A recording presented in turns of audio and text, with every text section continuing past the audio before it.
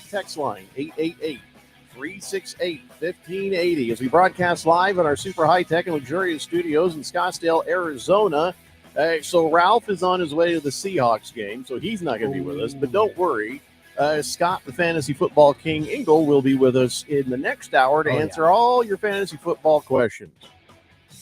We were still going to talk about our picks today, though. It's just going to be basically me versus Harris talking about our picks. Yep.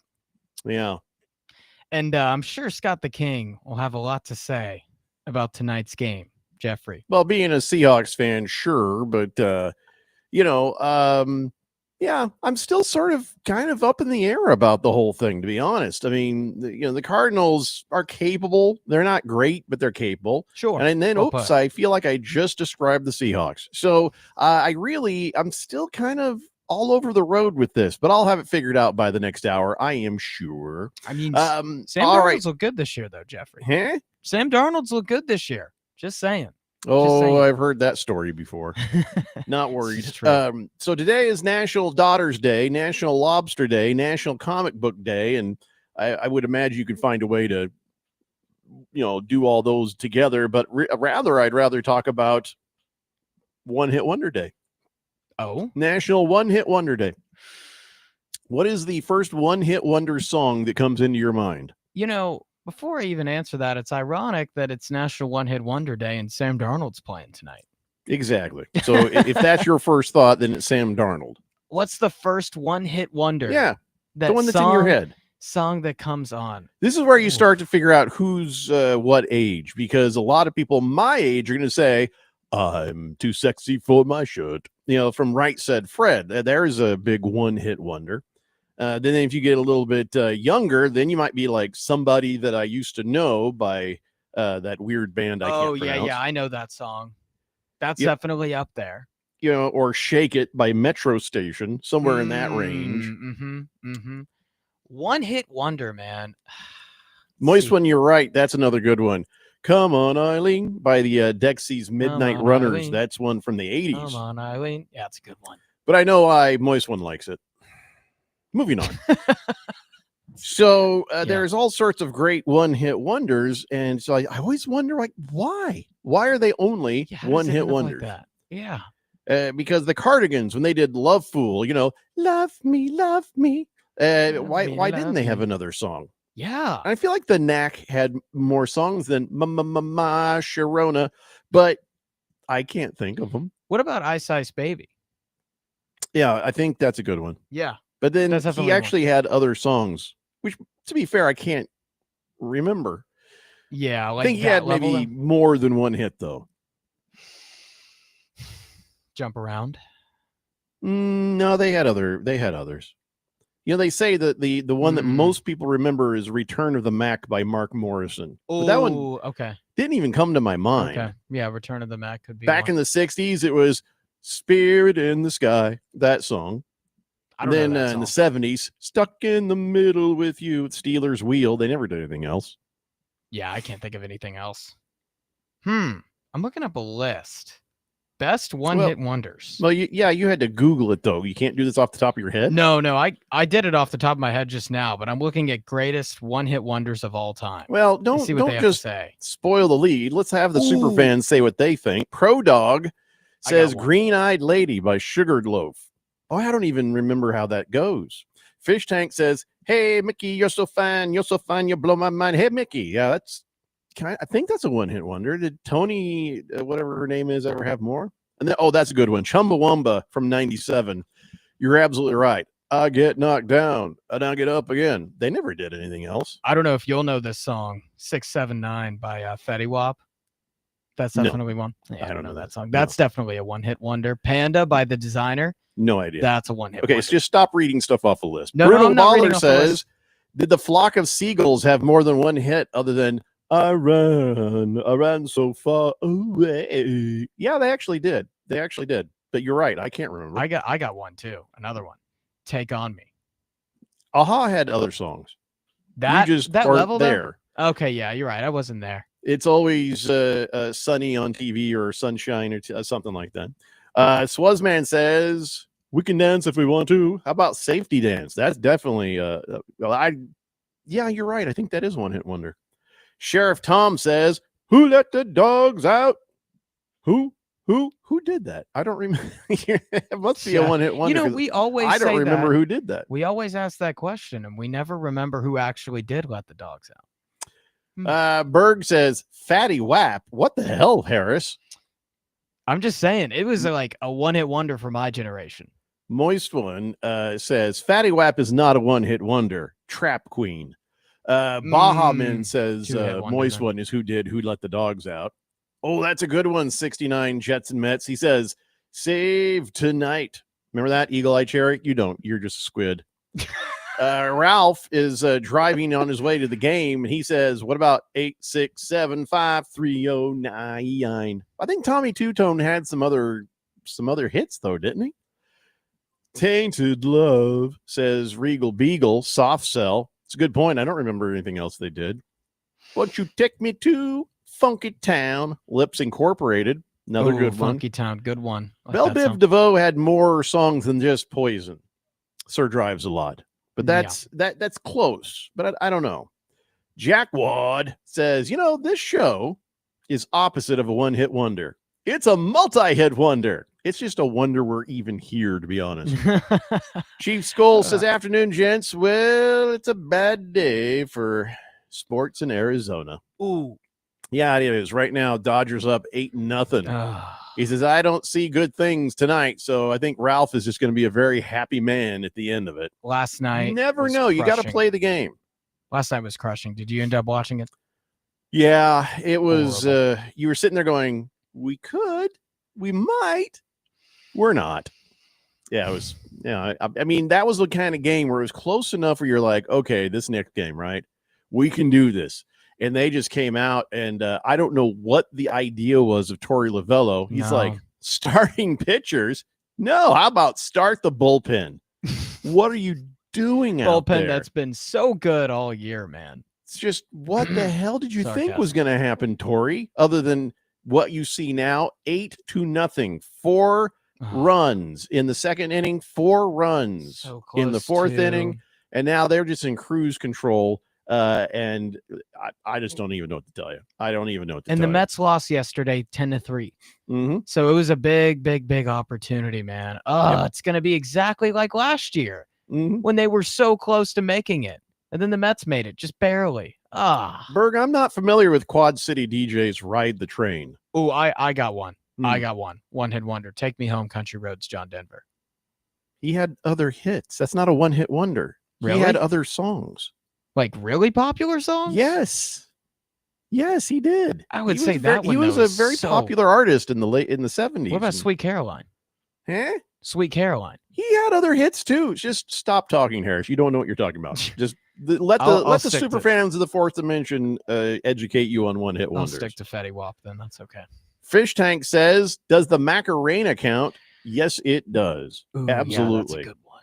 Horn Ninja says, "What about Toto? Did they do anything other than Africa?" Well, they had a couple of other hits. Rosanna, other things. Let's see. Jeffrey. Bruno Baller says, "Gnarls Barkley. You think I'm crazy?" Yeah, but I don't remember anything else he did, but I think he did something. Wilbur says, "What about that stupid song, 29 Love Balloons?" No, that was 99 Love Balloons by Nina. And yeah, she never did anything else. So that's a good one. Way to go, Wilbur. Silly Wabbit, One Night in Bangkok isn't a one-hit wonder. That was a song from an actual Broadway play that just sort of took off. So yeah, it's a one-hit wonder, but doesn't really count when it wasn't trying to be. You know what I'm saying? Swazman says, "Jeffrey, 10 years ago, Shut Up and Dance with me from a band called Walk the Moon."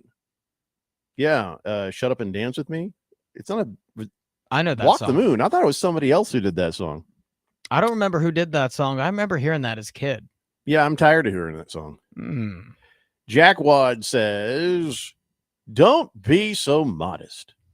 This show has Finky Wheel." Yeah, I have no idea what he's trying to say. So sorry about that. We'll get to it, Jack Wad. Oh, he says, "This show's been here on the radio for years and will be on the radio for years to come." You never know, Jack Wad. You never know. You never know. Pro Dog says, green-eyed lady, lovely lady, child of nature, friend of man. Moist One says, I got one that's going to be controversial. The Middle by Jimmy Eat World. Okay. They did have some other songs that did go up the charts, though, so they might be a two-hit wonder. You know, yeah, Arizona's own, or at least a guy. That's the from only it. song I can name from them. So Sir Drives a Lot says Neil Diamond and John Denver are one-hit wonders. Oof. John Denver had other songs, man. Neil Diamond had other songs. Chief Skull says, oh, Triple H, John Denver was a big star, and Sweet Caroline, that's Neil Diamond. Fish Tank says, I'm concerned that Triple H does not know what a one-hit wonder is. Maybe I don't, man. I'm just thinking of songs that, you know, I only know one of their songs from a band, but you know, I wasn't alive in the 70s and 80s. So New York City Kid, he agrees with you on Aha. Take on me. That could be. They did have other songs. I was alive for it. Yeah, you would know. Quiet Cannon says, Dan Hartman, I Can Dream About You. Wait, I thought that was somebody else. No, that's not a bad one, Quiet Cannon. That's not bad. But that wasn't even that big of a hit, was it? Yeah, I don't know. Swave Dave says, Smoke from a Distant Fire, Sanford Townsend Band. Also Brandy by Looking Glass. I don't even remember those. Sir Drives a Lot says, Sarcasm. That's the one thing about this text line I'm always going to wish for, and that's Sarcastica font that you guys can text in. I think that Sarcastica font could just be italics if they'd let you text in italics. Right. I think somebody else has actually texted us in italics, but I don't know if that's an iPhone thing or a Droid thing. Yeah.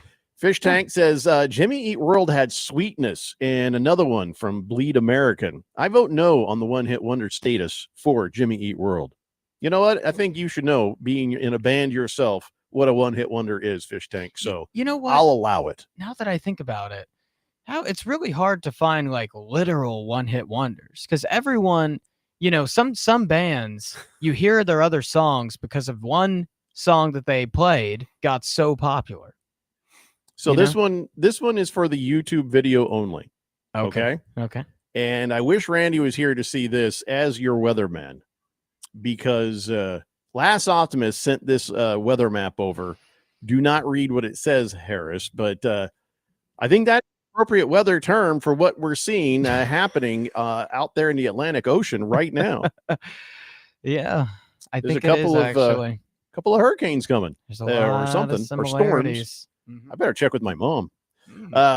Okay, that was not a Freudian slip. She actually lives in Charleston, North Carolina. So I didn't just see this graphic and go, oh yeah, I got to talk to my mom. That just makes it weird. That does make it a lot worse. I didn't think of that. Thank you, Last Optimist. Mr. Wilbur says, how about that song basically is right down Harris's alley? Oh, Lord, it's hard to be humble. Oh, Lord, it's hard to be humble when you're perfect in every way. I don't know why I know it. I haven't heard it, actually. I'll have to listen to it. Swazman says, Jeffrey, Steve Goodman, he says, Go Cubs Go. That's the song. His family is going to get a retirement from that song. Okay. I'm not familiar. Beer Bob says, yeah, right, said Fred. Too sexy. I listed that one off already. Also, the Chumbawamba tub thumping, or whatever the hell tub thumping is supposed to be. Ringless Joe says, Gangnam Style. Oh, good one. You are so right. That's so true. You are absolutely correct, Ringless Joe. He's well right. Done. That is such a one hit. And that was a hit. I remember I was in like second grade when that song came out, or first grade. And I remember every single day at school, we'd do that. And then I haven't heard a single thing else from that band. So Ringless Joe, that's exactly right. And Ringless Joe, I don't come here to be sad. I got another one. And also, I don't think the super fans of the Fourth Dimension come here to be sad. So why would you text me this? He says, as the 25-26 NHL season approaches, you can hear a faint and distant howling in the desert. Why? Sad. Why would you even do that? We didn't even have to talk about it. We didn't have to think about the Coyotes or be sad that there's no hockey here. We already gone through a year without it. You don't got to do that. Moist One, how dare you? Oh. Moist One usually he never says, pisses you "Skibbity off. but pow." That song that I love so much. It's a one-hit wonder. Probably is. All right, here's another one. What does the Fox say? That's a one-hit wonder. I don't know. I don't watch Fox. You haven't heard of that song? That song was I've heard popular. of it. I don't. Okay, I think that's a one-hit wonder. I remember that was in elementary school. That and Gangnam Style, every single day. Walter Mellon says, "Yeah, that You Didn't Have to Cut Me Off song by Gautier. I don't know how to say his name. Literal one-hit wonder. He didn't like all the attention and fame he was getting, so he disappeared. The only song he ever made. Wow. Yeah, it's fine. It wasn't that great." Rainy City Bitch Pigeon says, "Simple Minds, Breakfast Club. Nope, not a one-hit wonder. They had a whole bunch of great songs." Dirty Bird says, "I just died in your arms tonight." Does that count as a one-hit wonder by Cutting Crew? If you can't name another song Cutting Crew did, I think you'll have something. Pro Dog says, "Yeah, Brandy is a good one." 69 Mets and Jet says, "Mama Used to Say" by Junior. Never heard of that. No idea on that. We'll have to go look it up on the Spotify. We should make a one-hit wonder album on Spotify so everybody can hear it. So should. Swave Dave says, "Harris, this may help you put it into context. If you never get another radio job, you would be a one-hit wonder." New York City Kid says, "Lou Bega, Mambo number 5. Oh, that is so good. You are absolutely 100% right on that. And how about Tal Bachman with "She's So High" and "I Am Barely Breathing" by Duncan Sheik? "How Bizarre" by OMC. How bizarre, how bizarre. Oof, that song is way longer than it needs to be. Buffalo Mike says, "Guys, the ultimate one-hit wonder is that Chubbawamba with Tub Thumpin'. Never heard from them again." Cheese Skull says, "I hate this song because it sticks in my head as a one-hit wonder, but Musical Youth, Past the Dutchie." Oh, I remember that one. Yeah, that's a good one. Swazman says, "Jeffrey, the song they play after every Cub win. There's no way you don't know that song." I'm not a Cubs fan, so why would I even listen to it? Would Take Me Out to the Ball Game. Whoever wrote that, would that technically be a one-hit wonder? No, it's a national treasure. What's wrong with you? Right, but whoever wrote that. I don't know. Does that make Francis Scott Key a one-hit wonder for the national anthem? I don't know. Maybe. Fish Tank says, "What does the Fox say?" He'd like none of your damn business. And, keep that to yourself. Ringless Joe says, "If you're a little older, you might remember Crazy Frog." No idea, but Wilbur's nailed it with Baby Shark. Oh, my God. That is a one-hit wonder. Whoever did Baby Shark should be up on charges. I'm not kidding. I want them to be in a jail cell sitting there for a while and think about it. When did that come out? I was like a baby when that came out, right? I don't know. I don't even want to talk about it. Bruno Baller says there's one-hit wonders, and then there's, I wonder why that was a hit. That's a good point, Bruno Baller. Regal Beagle says, "The groove is in the heart." Delight. Yeah. That's a good song, actually. I actually enjoyed that back in the I always just enjoy that song. It's just kind of fun. I don't know why, but you're right. Never heard from them again. Yeah. "Play that funky music, white boy." I think though whoever did that had another song. My dad loves that song. He always sings it. It's funny because all of us white boys, we enjoy that song, but then we realize, do we understand what funky music is well enough to play it? Are we qualified as white boys to say, here's a funky song? Well, think about it. Because if it sounds like me saying, hey, here's a funky song. Well, what I've noticed, we're not qualified.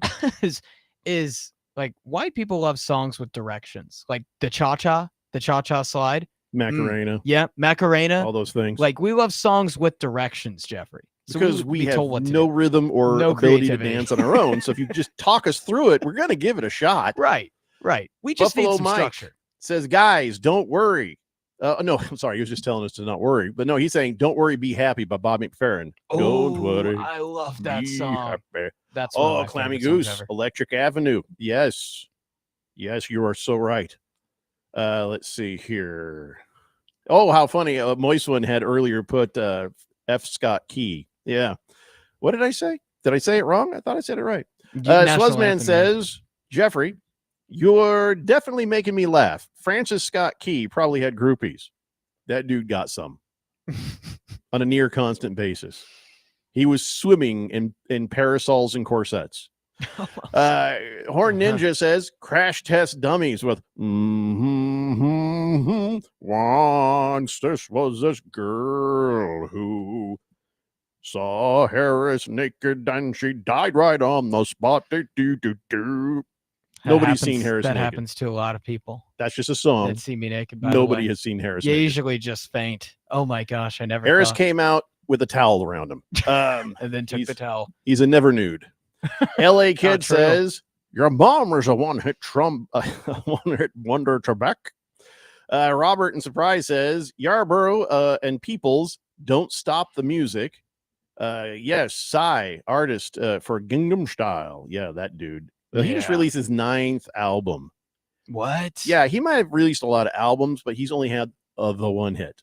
Wilbur says, now we had more than one good song, but Ray Stevens and The Streak.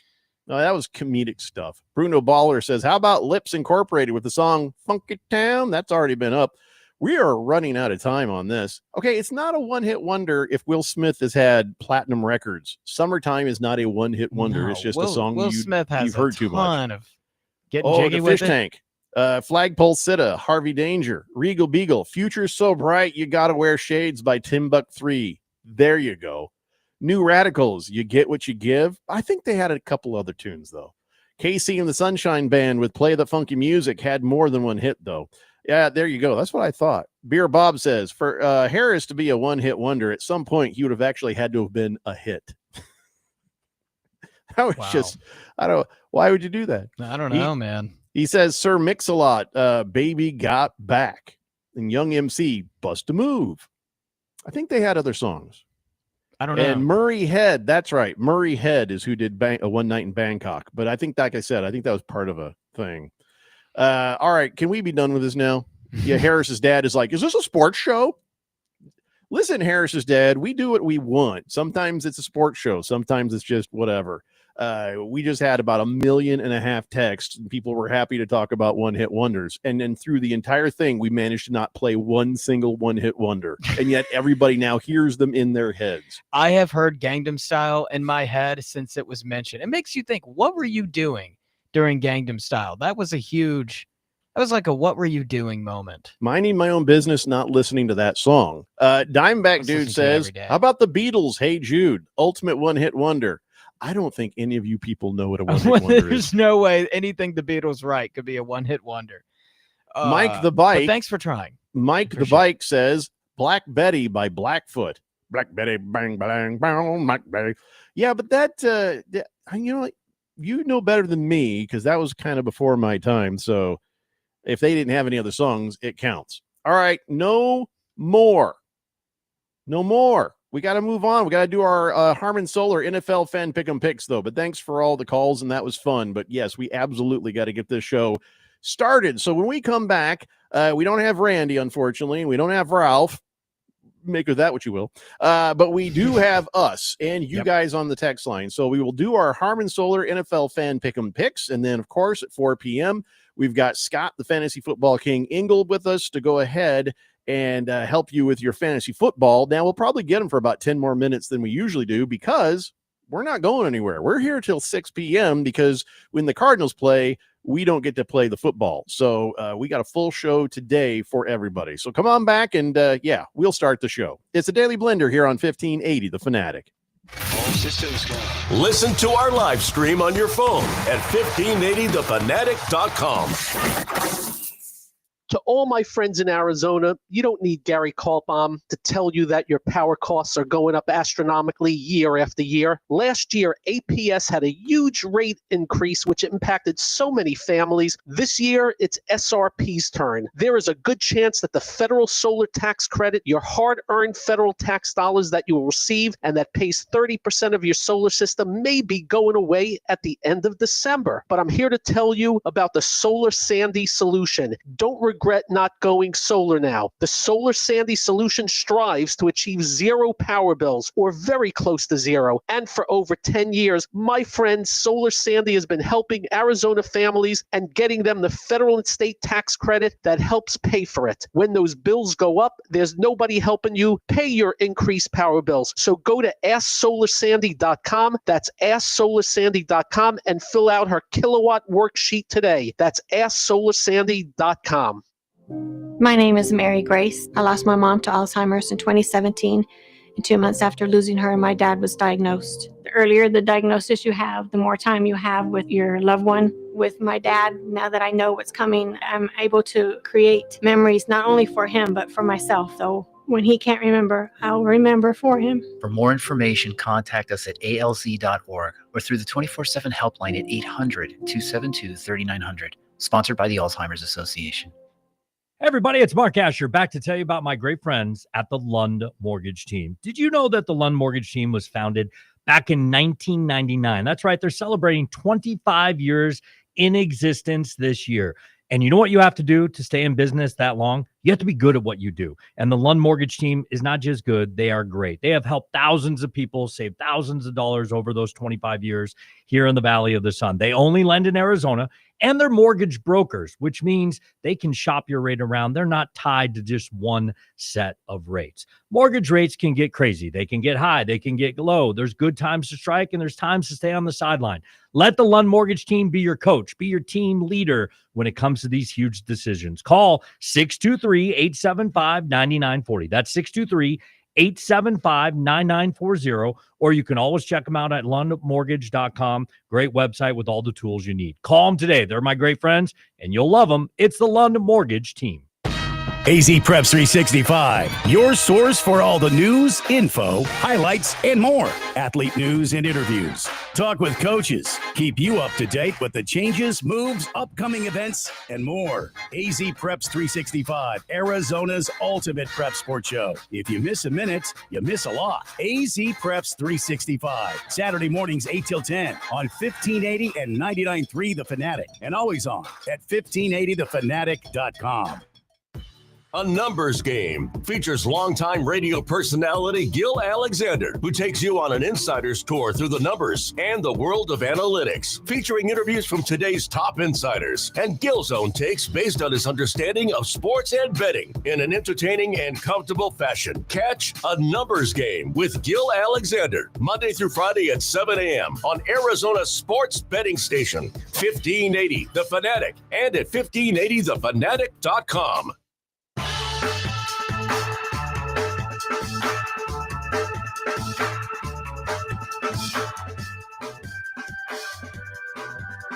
Dave Blender here on 1580 The Fanatic, and all right, so let's get to work here. Yes, that's right, LA Kid. There's no Ralph today. Ralph is going to the Seahawks-Cardinals game, and he can't be bothered. First, he was like, hey, I could call in, and then I'm like, hey, all right, go ahead and call in. He's like, no, I don't want to. Okay, well, don't offer. So he had a lot going on this weekend because his Rams are playing my Colts. His Seahawks are playing the Cardinals. Ooh. And I'm sure many of his other teams are doing something too. But yeah, LA Kid, he's not with us. He says, wait, but he's always on Thursday. I'm so sad right now. I'll just have to listen to the Weekend Warriors podcast again for the 5th time. At least Jeffrey's on this show. You're my second favorite. Your voice is like butter. Melted butter with crab legs. Yum. That makes me very uncomfortable. That should make you uncomfortable, man. He's turning into like a, what you want to call it, like a really emotional moist one. Just sort of. No, moist one kind of intersplices in good sports takes with his weirdness. It's true. LA Kid's just a kiss ass. Fish Tank says Dolphins get their first win on Monday Night Football against the Jets. Next question. Well, we're not there yet, Fish Tank. We got to talk about the games, and we got to talk about a bunch of stuff before we get to Monday Night Football. But I'm going to talk about Monday Night Football at least this way right now. These doubleheaders are the dumbest damn thing that the NFL has done in a long time. Right on Monday, 4:15 p.m. is the game time for Jets and Dolphins. And then 5:15 p.m. is the time for Bengals and Broncos. If you want a doubleheader, do one game after another. Mm-hmm. Right? You'd get better ratings that way too. I don't mind starting the earlier game, say at like 3 p.m. Pacific, so that you can start you know what I'm saying? Yeah. I know it's early for the East Coast, but I mean, if you're gonna do it where everybody can watch both games. I don't think you should be doing this at all anyway. I don't understand why they're doing this. It's dumb. It's dumb as hell. You're splitting the audience if the games are on at the same time. You're hurting your own ratings. Yeah. ESPN, CBS, or who? No, I mean, my brain is ESPN. melting right now as we speak. Pretty sure I'm not having Disney. a stroke, but it sounds like it. Bruno Baller says, even though Randy's not here, we know who he's picking the Cardinals. All right, I'll cover the Cardinals pick for you a little later, but you're not going to be wrong with that prediction. So Berg says, somebody talk Big George off the ledge. Can't talk him off where he lives, man. He's upset about the Diamondbacks. We can talk about that a little bit later, okay? Yeah. We're trying to talk about NFL fun here. Swazman says, Jeffrey, the NFL's even cutting into the Ryder Cup coverage Sunday morning at 4 a.m. Arizona time. That's terrible. The Ryder Cup is one of the coolest events. It's like the crowd in that is awesome. It's the U.S. versus Europe, to those that don't know in golf. And that it's going to be interesting. It's going to be interesting. Here's what we have. Yeah. We have Ryder Cup updates for you starting tomorrow all throughout the day. And we have it on Friday, Saturday, and Sunday. And but we also do have that international game early Sunday morning between the Vikings and the Steelers. So we give you the best of both worlds here. But let's get, I know Walter Mellon. He says 2 stroke days in a row, Jeffrey. Are you trapped in an inception? Is this even real? Listen, I just been very tired and stressed lately. I mean, the night before I only got like a few hours sleep. Last night, I got a pretty good night's sleep, but I'm in sleep debt. You know what that is, right? You just you still haven't quite caught up. So that's what's going on. Yeah, Walter that makes Mellon. sense. Yeah, I've been there. But I'll be fine. Everybody, I'll be fine. He'll be fine. Yeah, okay, I'll be fine. All right, are we ready? Because do you even have football music for this? I can. I can have football music. Choose carefully. Okay. Here, I got one coming. Usually we have a little music in the background. Perfect. We'll do it. All right. Time for your Harmon Solar NFL Fan Pick'em picks tonight. We do not have a game on the air here on 1580 Fanatic, but Thursday Night Football on your TV will go on as planned at 5:15 p.m. Just so you know, the Seattle Seahawks and the Arizona Cardinals at the Silver Nest. Normally, I would save this for the end, but since Randy White is not here today, we're going to start with it up front. Oh, Joe the Show's going to the Cardinals-Seahawks game, too. Good for you, man. There you go. Good for you. Good for the ones who can get there. I think it's going to be a packed house. He says, I got 2 questions. Will Kyler win or lose the game for the team tonight? And Will Smith and Jigba go off tonight? What are your thoughts? Well, Sam Darnold's been pretty competent as a quarterback. Smith and Jigba, I would imagine, will get his and do fine. Hopefully, yeah. The better question is, will Kyler win the game for the Cardinals or lose the game for the Cardinals? It's not solely on Kyler Murray. No. But there's a great deal that is on Kyler Murray. But, yeah, I don't know. I think the team is only going to get better when he moves on and they can start to form the team around somebody else. That said, if they win, I'm sure he'll be a big reason why. If they lose, I'm sure he'll be a big reason why. It could go either way, Joe the Show. Harris, what are your thoughts on tonight's matchup between the Seahawks and the Cardinals?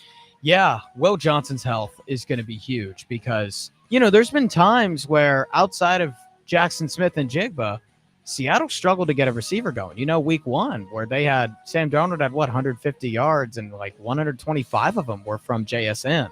And so Will Johnson, he's probably going to be the guy covering JSN for a lot of the game. How's his health going to be? That's a huge question. Nonetheless, my thoughts, I think Sam Darnold's looked more than competent, Jeffrey. I think he's looked great. I just don't ever want to get fooled by that one again. Well, I mean, last year he was really good. And I feel like Minnesota, there's a little bit in him that regrets letting Sam Darnold go because that football team is good enough to win now. And with Sam Darnold, they would be able to win now. Sam Darnold's got a 105 passer rating this year. He's averaging 9 yards per attempt, which is top 3 in the NFL. He's completing 70% of his passes. That's like top 5 in the NFL. And he's had an excellent year. So I'm rolling with the QB play. The NFL is a QB-driven league. And as much as I wish I could fill Randy's shoes and pick the Cardinals to win 95-6, I think Seattle wins this one, man. And I think that right there is a really good line to bet Seattle. You would never fill Randy's shoes. No one would ever fill Randy's shoes. But I'll say this much. I was going to pick the Seattle Seahawks tonight because I also kind of feel the yearly demise of the Cardinals happening early. But since Randy's not here to do it for everybody, I'll do it for everybody. I predict the Arizona Cardinals will beat the Seattle Seahawks 342 in a historic game to 8. Seahawks will get theirs in garbage time, but basically 342 to 8. You can bet that. You can book it. You can write it down. You can skywrite it with a plane. That's what's going to happen. So there you go. That's for my pal Randy. You know what the biggest blowout in history of like college or NFL football is I think it was in the late 1800s. Georgia Tech beat this college called Cumberland 228 to nothing. That's amazing. Yeah. I love that a little bit. So, all right, let's move on to our next game that's on 1580 The Fanatic. The Vikings are visiting with the Pittsburgh Steelers all the way in Dublin, Ireland. So here's the thing about this. Mhm. If you had a normal situation here in the United States to decide who could win in this contest, Minnesota with Carson Wentz, you got Pittsburgh with Aaron Rodgers, right. And, you'd look at the teams and you think this and you think that. But I got to say, man, part of me wants to give this to the Pittsburgh Steelers because, Aaron Rodgers, he doesn't just drink. That dude does hardcore psychedelic drugs. Oh, yeah. And then he still goes out and plays football. I think he can handle whatever late nights they're going to have there in Dublin, Ireland with my people, maybe a bit better than Carson Wentz. Yeah. I want to give the angle and the edge over to the Pittsburgh Steelers for just that fact. Aaron Rodgers, that dude can party, and he can party hardy. But it's, I look at the Vikings as more of a fully realized team, and I'm going to give them the pick on this one. I'll go with the Minnesota Vikings in this matchup. So I'm actually betting on Pittsburgh, but that's because they're the underdog, and I like the value there. In terms of straight up, I'm torn. Because I was going to pick the Steelers. Look at this injury report, Jeffrey. Here are all the people who did not practice or who are currently injured. All right. DK Metcalf, he didn't practice. Darius Slay practiced, but he's got some injury issues. Joey Porter Jr., their starting corner, limited practice. He's got a hamstring issue. Deshaun Elliott, their starting safety. Alex Smith, their starting linebacker. TJ Watt didn't practice, and Cam Hayward didn't practice. They are pulling a 49ers, if you will. There's a lot of injuries on this team. So when you pick the Steelers, you're not getting the full 100% Pittsburgh Steelers. I like the under in this game. There's going to be a lot less points scored because I don't trust either of these offenses with just the lack of guys that they have to go to right now due to injuries and Minnesota due to circumstance. So I'm taking Pittsburgh, but it's going to be close. Barely give me the Steelers. Donnie says, you guys are underestimating the Vikings defense. Dude, I picked the Vikings. What are you talking about? It is a good defense. Minnesota. And when you texted that, you hadn't even heard Harris's pick yet. Yeah. These international games always turn a little bit funky. Anything could happen if we're honest. Oh, yeah. Next game that's here on 1580 The Fanatic is Sunday Night Football. We got Green Bay Packers taking on the Dallas Cowboys in Dallas. Yeah. Like it matters. Yeah, I mean, it doesn't matter. This is an easy one. The Cowboys pass rush is, you could say it's the worst pass rush in the league. I mean, you go back and watch their games. Caleb Williams didn't have a finger in his face, man. He had all day to throw. And that secondary with how weak it is and the amount of just busted plays that they have, well, that pass rush isn't making it any easier. And, man, the Packers are going to have a field day with that defense. A bounce-back game for Green Bay. Dak's going to have his hands full against that defense, man. That defense is elite, man. Give me Green Bay in a multiple-score game. Well, the Dallas defense isn't completely incapable, but they are not what they used to be, could have been, would have been. But yeah, everything seems to be clicking all right for the Green Bay Packers. I'm going to give them the angle on this one, so I got the win for the Packers as well. Let's see. Ringless Joe says, them boys right there, gonna destroy. Yeah, them cheeseheads, or the think you will. Sorry. It's a revenge game for Jerry Jobs. And Micah Parsons. Yeah, and that's the other thing. Micah Parsons is coming to play. He doesn't want to hurt Dak Prescott, but he'll do what he's got to do. I think the Dallas Cowboys, and I think even Micah said this, I think they care more about this than I do. So Joe the Show says Ireland should be a fun cultural experience with your peeps there, Jeffrey. Not to mention any gold near the Vikings. Yeah, don't mention any gold near the Vikings. Just a word of the wise. Taco Kenny says, yo, Blender Nation. Just leaving Diamondbacks Dodger game. Now on my way to the Cardinals game. But it's a man card violation. If I can't have some cold ones for tonight's NFL game because Mama said, so the wife says no drinking. It's not a man card violation. I was going to pour him a beer. Can I still pour him a beer? Well, a fictitious one. Why not? Sure. I mean, it's a relationship decision. Pour him a beer. Even though your wife was like, no. So, yeah, there's nothing wrong with that. Now you can remember what happens in the game. All right, we got to take a break. We come back, more of these Harmon Solar NFL fan pick'em picks and more of the Daily Blender here on 1580 The Fanatic. Get our free app and listen to the Daily Blender everywhere you go. Get it today, wherever you get your favorite apps. My name is Mary Grace. I lost my mom to Alzheimer's in 2017.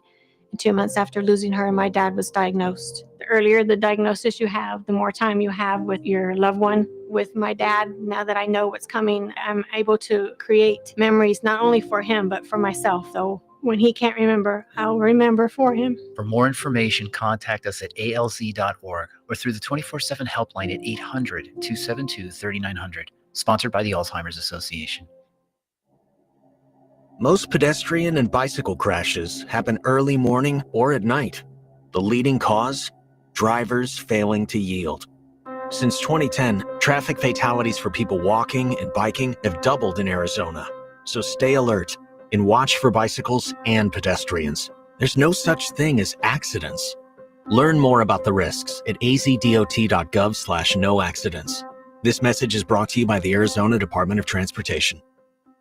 First episode psychosis is no joke, and neither is getting help as soon as symptoms show up. Early treatment gives you a better chance at feeling like yourself again. If you're showing signs, like having hallucinations or trouble thinking clearly, don't wait. Counseling, medication, and support from loved ones can slow down the effects of psychosis before it's too late. Speak with your doctor today and visit learnmorefep.org. Sponsored by MatForce, working to build healthier communities. Steve Jurich here. After working in financial services for over 20 years, I finally confirmed what investors really want, including me. And it's simple. All they're asking for is 20% annual return with no risk and 100% liquidity. Here's the problem. A money market is safe and liquid, but offers almost zero yield. Mutual funds and ETFs are liquid with upside potential, but aren't safe. A carefully selected next-generation index annuity through IQ Wealth may offer 10% ample liquidity, principal protection, and a lifetime income yield potentially double to triple that of quality bonds. By yielding more income using fewer dollars, our system allocates more money for you for capital growth. It's a winning combination. Call leading annuity authority Steve Jurich now, 480-902-3333. Guarantees rely on the claims paying ability of the insurer, so compare with Steve, 480-902-3333. Call Steve now. Before you fly, take a trip to your local MVD office or authorized third-party provider with your required documents and get the new AZ Travel ID with the Gold Star for your new driver's license or ID. Starting May 2025, this new AZ Travel ID gets you through TSA security checkpoints. It's quick and easy. Think of it as your license to fly. Learn how to get your new ID at aztravelid.com. Sponsored by ADOT in partnership with the Arizona Broadcasters Association and this station. Your home for sports. 1580 and 99.3 The Fanatic.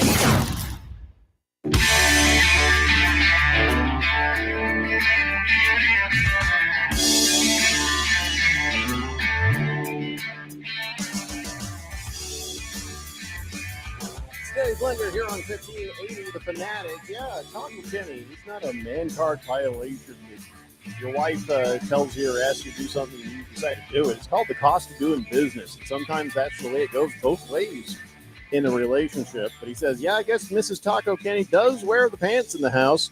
Thanks for pouring me one, though, Harris. Can I get another one, please? Shh, but quietly. She's sitting right next to me. Yes, you can. Here. It's coming right to you. I Here feel we like she's probably going to hear that, but all right. This is T-Licious says, NFL Network tried real hard to get me in my feelings. Nice story on fighting Osprey player was just on. Nice kid, nice story, but F Seattle, wholeheartedly, he says. All right, I have no idea what you're talking about, but I believe you. Before we go on with our Harmon Solar NFL fan pick'em picks, let me just tell you some of the updates that are happening for your Cardinals game with the Seahawks. Cardinals have brought up running back Michael Carter, defensive lineman Anthony Goodlow. Those guys will be ready and available for Thursday Night Football. Paris Johnson Jr. is also expected to play tonight. He's a left tackle. That's big. Yeah, he had a knee injury, so he didn't play last week. So he was a limited participant in the practices since, and he's doing all right. The Seahawks got Zach Charbonnet to play tonight versus the Cardinals.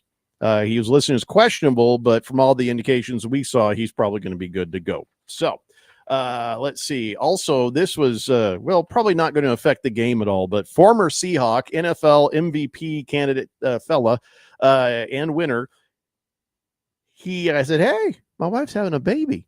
Oh, that's nice. That's great. Okay, so Sean Alexander, I don't know if you remember him from back in the day with the Seahawks. I have. He says, this new baby will join our other children, Heaven, Trinity, Eden, Joseph, Justice, Temple, Honor, Jebediah, Torah, Eternity, Hosanna, Hope, and Judea.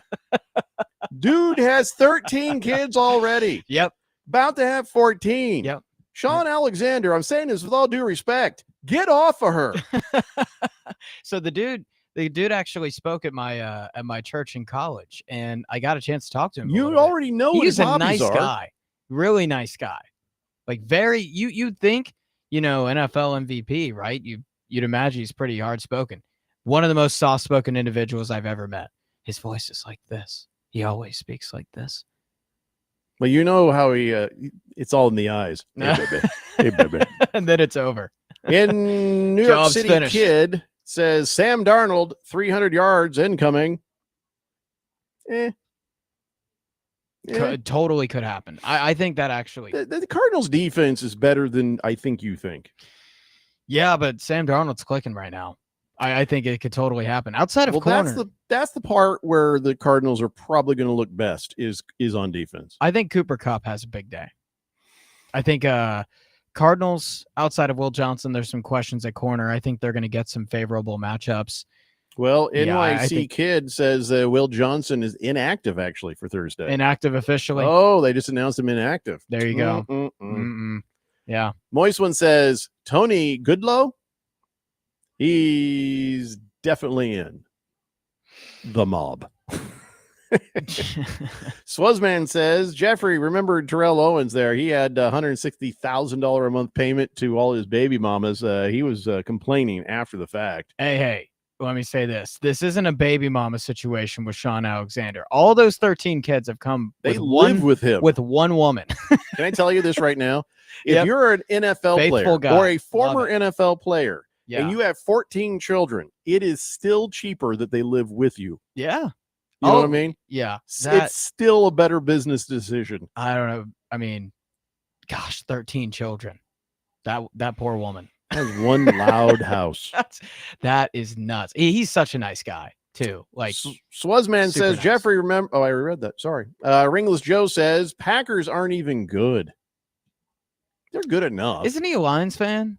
Yes. So I think there might be a little bit of bias in that statement, don't you think? He says they got destroyed by the Browns in a contest of heart and grit. It's the NFL. And Ringless Joe, man, I hate to bring this up, but what was the score in that Packers-Lions game? Clammy Goose says, I'd take Sam Darnold over Kyler Murray any day. I probably would, yeah. And he says, Harris, Yeah. fatherhood is calling you next. You gonna have 14 kids, Harris? I hope not. That would be The nice thing about that is he's got enough kids to do his own 7-on-7 now. Oh yeah, those backyard football games, I'm sure. Well, during you know, Thanksgiving. when must he be sent out awesome. a thing about meeting his family, Yeah. he put emojis next to the ones and kind of what their interests are, right? Right. And his fourth born and fifth born, Joseph and Justice, they both have footballs and basketballs next to the name. And Jedediah Alexander has a football next to him. So I think he's just figuring one of these kids is going to make it. One of these kids has got a chance. What if all of them do? It's a whole army. Heaven Alexander is into music. Trinity Alexander is just into reading books. Eden Alexander likes a nice run. Yeah. I don't know these people. I'm basing everything I know from the emojis right there that he put on that text. So Half the Lefty says, he says, I hope Sean has stock in Costco. That dude must be buying everything in bulk. Oh my gosh. Yeah. Except for Trojans, obviously. No, that's a very good point. Yeah. All right, let's get back to our picks. I'm all out of sorts when the other guys aren't around to do picks, and I'm also just out of sorts because it's been that kind of week. So, but we'll get through this. Get through this. We don't even have to finish this before we do fantasy football stuff. Okay. Because we got a show until 6 today. That's right. Usually this is about the time I'm pretty well drunk, and it doesn't matter. But here we are. All right, let's just finish up the games here on 1580 The Fanatic. The Monday Night Football game, the one that is on, is the Bengals and the Broncos. Broncos been playing pretty nice, but they're 1-2. Bengals are in a little bit of trouble, but they're 2-1. This game, unfortunately, no Joe Burrow. Browning got lit up, and the Colts did beat the Broncos, but they're playing better than you think. I really feel like this is going to be an absolute beatdown on the Bengals. I think the Broncos will handily win this game. What makes you say that? Just the fact that their defense is in the right place at the right time against Browning. And that guy, you all told me, oh, he's good. He's real good. And then look what happened. I think they're going to just completely demolish the Bengals offense. And then, of course, as far as the defense goes, you can only hold up. I don't think it's going to be a high scoring game. Yeah. But I feel like the Broncos have the ability, and they do have enough of a good offense to win this pretty well outright. Yeah, I mean, I like Denver in this game. I was proven wrong about Jake Browning. That's a pretty big spread at 7.5. That 44.5, I really like the under. I don't think this point total. That 7.5 says right under it because of Browning. Yeah, I mean, if this were Burrow, I'd be taking Cincinnati. And Denver matches really well with them because they have such a good front seven to where, Benito and Cooper and all those guys that can just get to the quarterback like that. I think it's going to make things really hard for Jake Browning. And Surtain, man, Surtain's a game changer. Like that guy, it's rare these days that you can have a guy who you can say, all right, man, we trust you in one-on-one coverage. We trust you in man. We'll play some variances of zone, but if need be, we can put you in man coverage and have a bunch of people rush the passer. Pat Surtain is one of those guys. That's sort of a dying art in the NFL amongst those corners. Pat Surtain can still do that, and it changes the entire defense. So this defense is going to make things hard for Jake Browning, and I like Denver. I do think it's closer than you think because that Broncos offense is low scoring, stale. Close. Yeah, it's stale right now. Like outside of Sutton, not really sure if you have a wide receiver 2, wide receiver 3. Who's going to be that guy? Scott the King mentioned Marvin Mims. We've seen some things from Troy Franklin. Could be one of those, but, we're not really, really sure yet. And I think they need to find that out before this game. That being said, the Bengals defense looked a little rusty this year. Last year was one of the bottom 10 in the league. So I like Denver. I think it's a good chance for them to pick themselves up. We both agree. Yeah. Denver is going to do just well enough. Yeah. Firefighter says Jake Browning is ass. Carson Wentz is ass. All these backups are ass, except for Jeff Garcia. Hey, Jeff Garcia, real journeyman. Ringless Joe says LOL because he's like a 12-year-old girl. If this was Burrow, they'd still be losing. Bengals are a bad team, regardless of who's under center. Walter Mellon says, Jeffrey, were you trying to say out of sorts twice? You just said out of shorts 2 times. Are you sure okay? I'm not okay today. I'm really not okay. Harris's dad says that Sean's wife has been pregnant for like 180 months. That's just not fair to do to a lady. That is just not fair. She needs a vacation.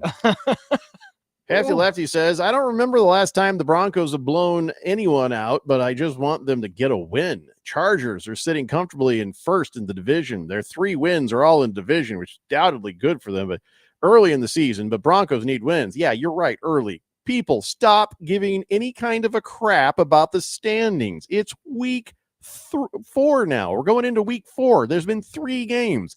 If you are looking at the standings, something is wrong with you.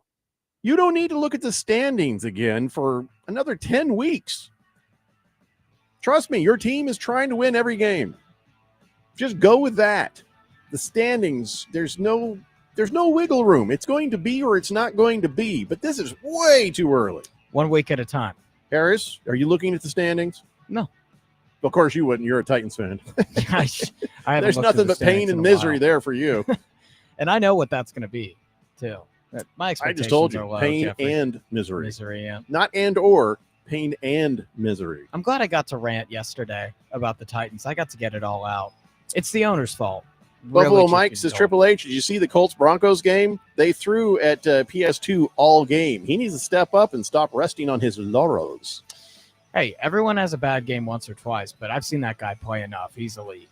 Our guys, our fantasy football expert is next here on 1580 The Fanatic. AZ Preps 365, your source for all the news, info, highlights, and more. Athlete news and interviews. Talk with coaches. Keep you up to date with the changes, moves, upcoming events, and more. AZ Preps 365, Arizona's ultimate prep sports show. If you miss a minute, you miss a lot. AZ Preps 365, Saturday mornings 8 till 10 on 1580 and 99.3 The Fanatic, and always on at 1580thefanatic.com. Pima JTED doesn't just work for students, it works for all of Arizona. Hands-on training, real-world skills, high school students become job-ready, and Arizona businesses get the talent they need to thrive. Without a skilled workforce, Arizona can't grow. But with Pima JTED graduates, our entire economy prospers. Join the businesses already investing in Arizona's future. Learn more at PimaJTED.org. That's PimaJTED.org. This message is sponsored by Potoff Private Philanthropy. Mom, where are my keys? Why do I have to take out the garbage? I'm too sick to go to school. Quit hogging the bathroom! If you're having a hard time living with all the noise, it's even harder to live without it. One fake fentanyl pill could cost your child their life. Learn how to talk to your kids at TalkNowAZ.com. This message is sponsored by Substance Awareness Coalition Leaders of Arizona. To all my friends in Arizona, you don't need Gary Kaltbaum to tell you that your power costs are going up astronomically year after year. Last year, APS had a huge rate increase, which impacted so many families. This year, it's SRP's turn. There is a good chance that the federal solar tax credit, your hard-earned federal tax dollars that you will receive and that pays 30% of your solar system, may be going away at the end of December. But I'm here to tell you about the Solar Sandy solution. Don't regret not going solar now. The Solar Sandy solution strives to achieve zero power bills, or very close to zero. And for over 10 years, my friend, Solar Sandy has been helping Arizona families and getting them the federal and state tax credit that helps pay for it. When those bills go up, there's nobody helping you pay your increased power bills. So go to AskSolarSandy.com. That's AskSolarSandy.com and fill out her kilowatt worksheet today. That's AskSolarSandy.com. Water is Arizona's most valuable resource. And for over a century, Phoenix has led the way in providing reliable water services. Wherever you call home in Arizona, we all share the responsibility to conserve for tomorrow. Watch your water use, especially outdoors. Consider desert-friendly landscaping and water-saving appliances. Together, small changes can make a big difference. Learn more at phoenix.gov/water and help secure Arizona's water future. This message is sponsored by the City of Phoenix Water Services Department. KQFN Tempe. Also transmitting on K257CD Phoenix at 99.3 FM and K240 EU Mountain Hills at 95.9 FM. Quiet, people, settle down. Because it's time. Time for what? Showtime. When does it start? Right now. 3, 2, Let's get on with the show. Let's do it.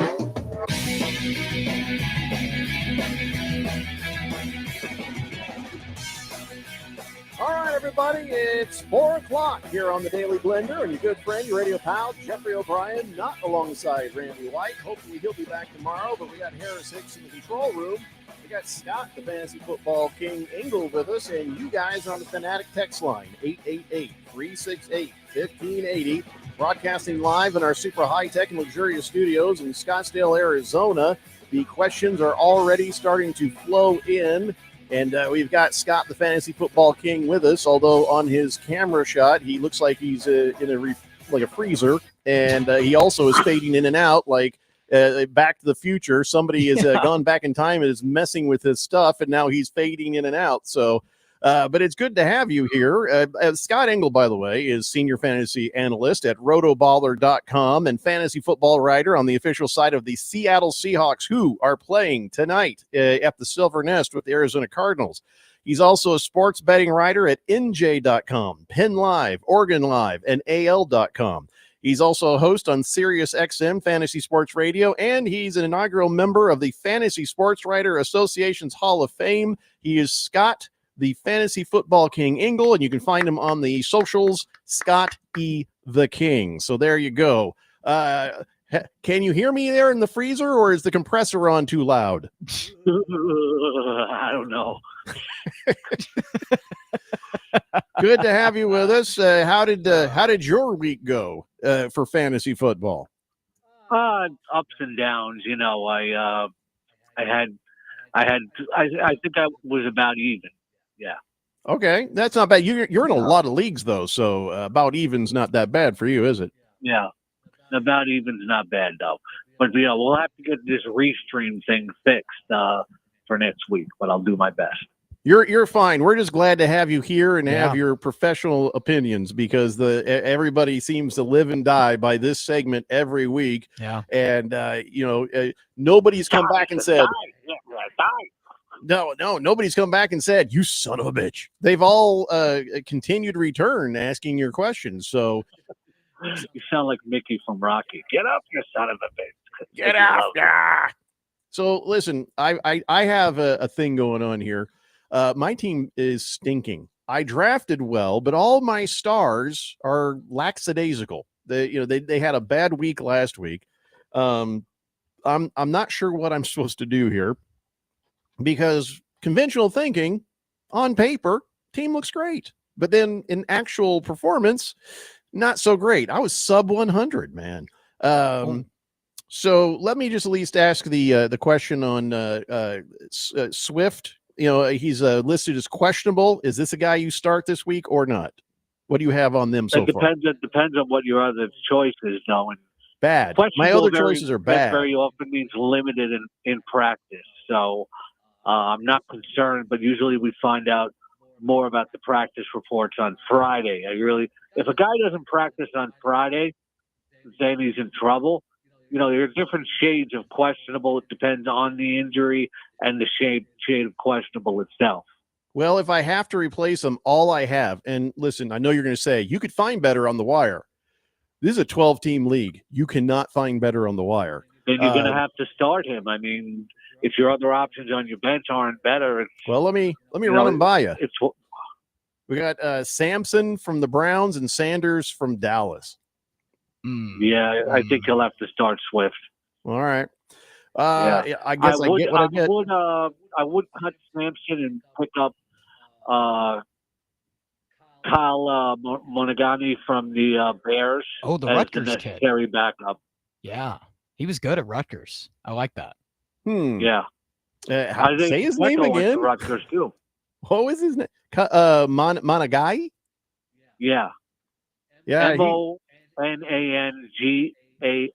So you said cut Sampson and pick that guy up. Yeah. All right. That guy over there. Okay. Hey, I'll get that guy over there, because these guys over here.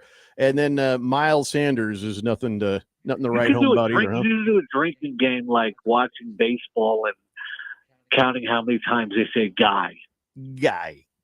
Especially certain broadcasters. Like, oh, if you need a guy to beat a guy, he's a guy. Hey, if he's a guy, he's the guy. I mean, don't question the guy, or go ask this other guy about whether he should be the guy with the other guy. But don't talk to that guy. You sound like a studio analyst. That guy there. All right, so let me pick your brain on the hurt wide receiver I have. His name is Malik Neighbors. He hasn't really done much yet so far in his NFL career, if we're honest. Is he a bust? And do I start him this week? And as far as I know, your next question, who else do I have? I got McConkey on the bench. I've got Austin from the Steelers on the bench. I got Olave on the bench. And then in my flex, I've got our old pal, Jacoby Myers. Well, you can't bench Malik Neighbors, and it's too early after 3 weeks to call a player of that caliber a bust. The Giants are making a quarterback change, and Jackson Dart, the rookie, knows who his money man is, and they might get beat up pretty bad by the Chargers, but if they're going to play from behind, you can get some passes to Neighbors. So I don't think you can bench Malik Neighbors. We can't look at 3 weeks and say he's a bust. Okay, because I got Neighbors, Tyreek Hill, and Jacoby Myers. Those are the guys I got starting right now. Yeah, I'd go with that. Olave's nice for volume, though, too. Right. Who would you switch him out for, then? Seattle is just not much yardage, but he'll get to 13 to 15 surefire points.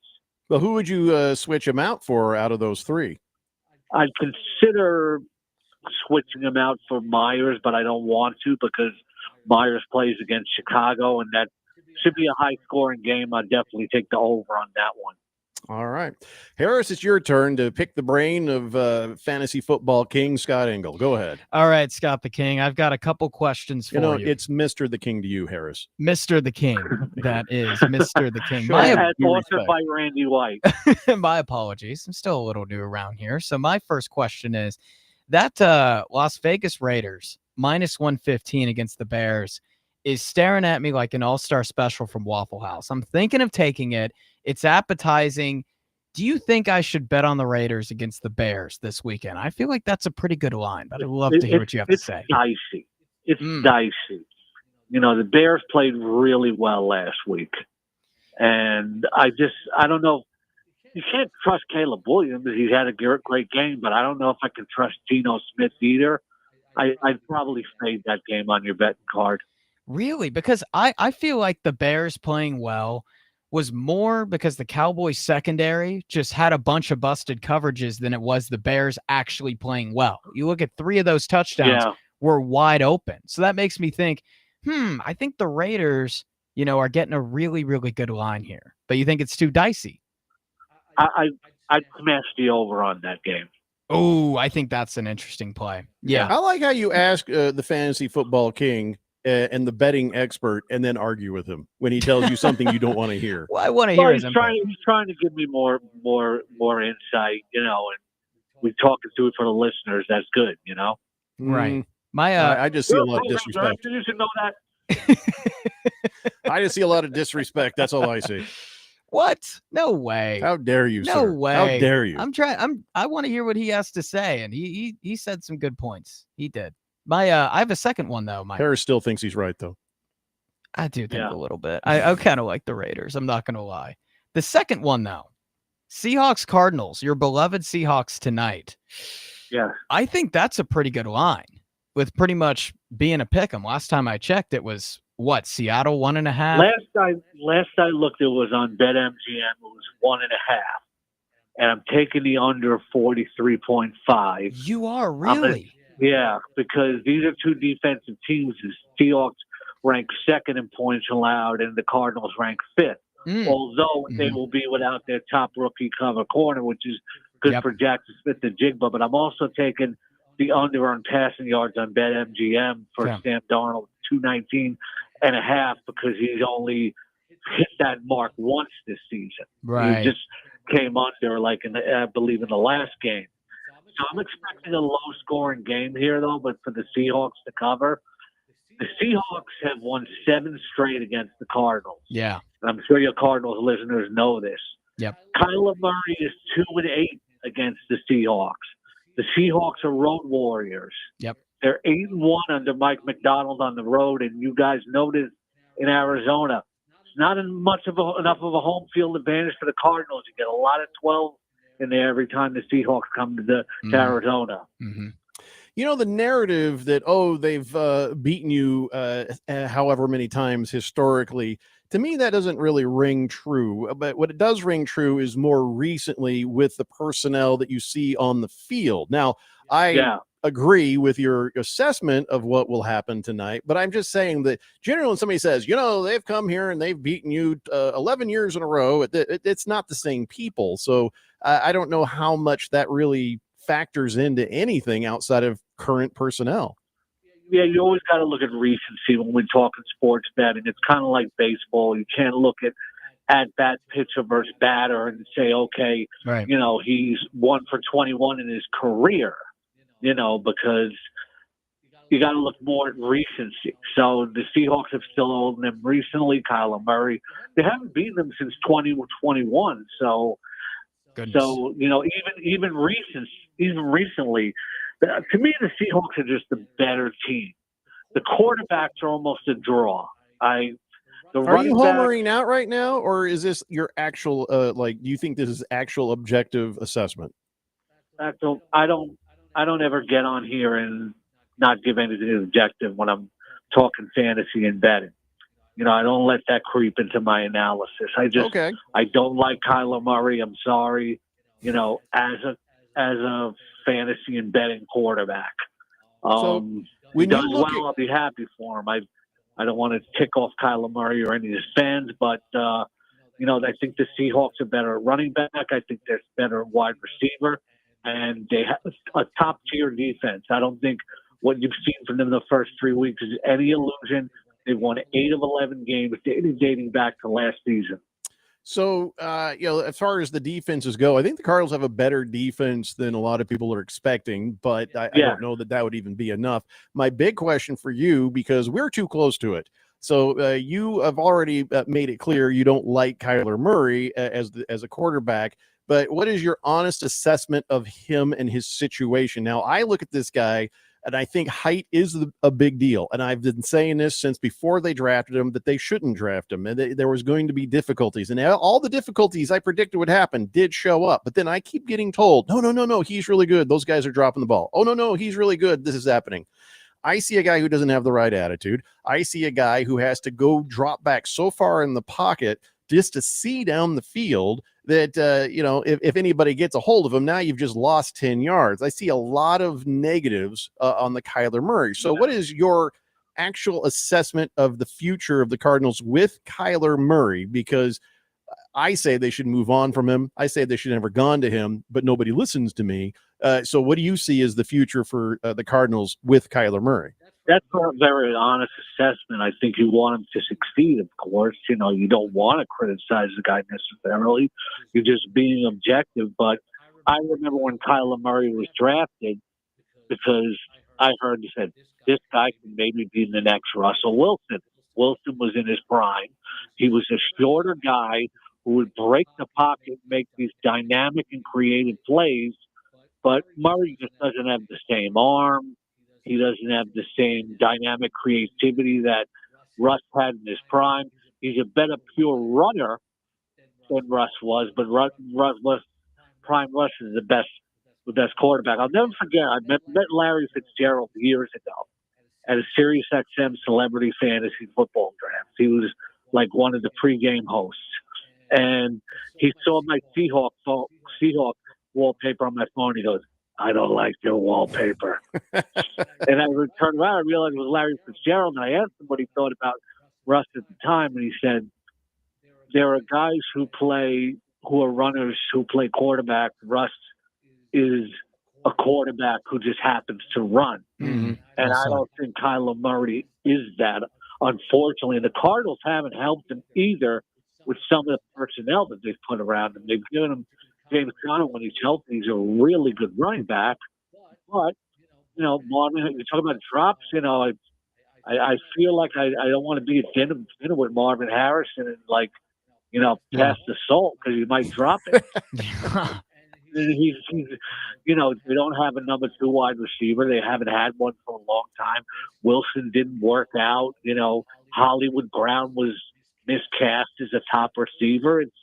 I think it has to do with the front office too. We just can't blame the quarterback. Yeah.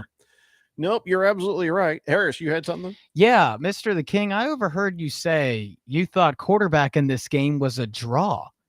I was pretty shocked by that because Sam Darnold's top 5 in the league right now, and in passer rating and yards per attempt, he just came off of a 13-win season. Are you not a believer in Sam Darnold for the Seahawks long term? I need to be convinced because the last 2 games of last year were really bad.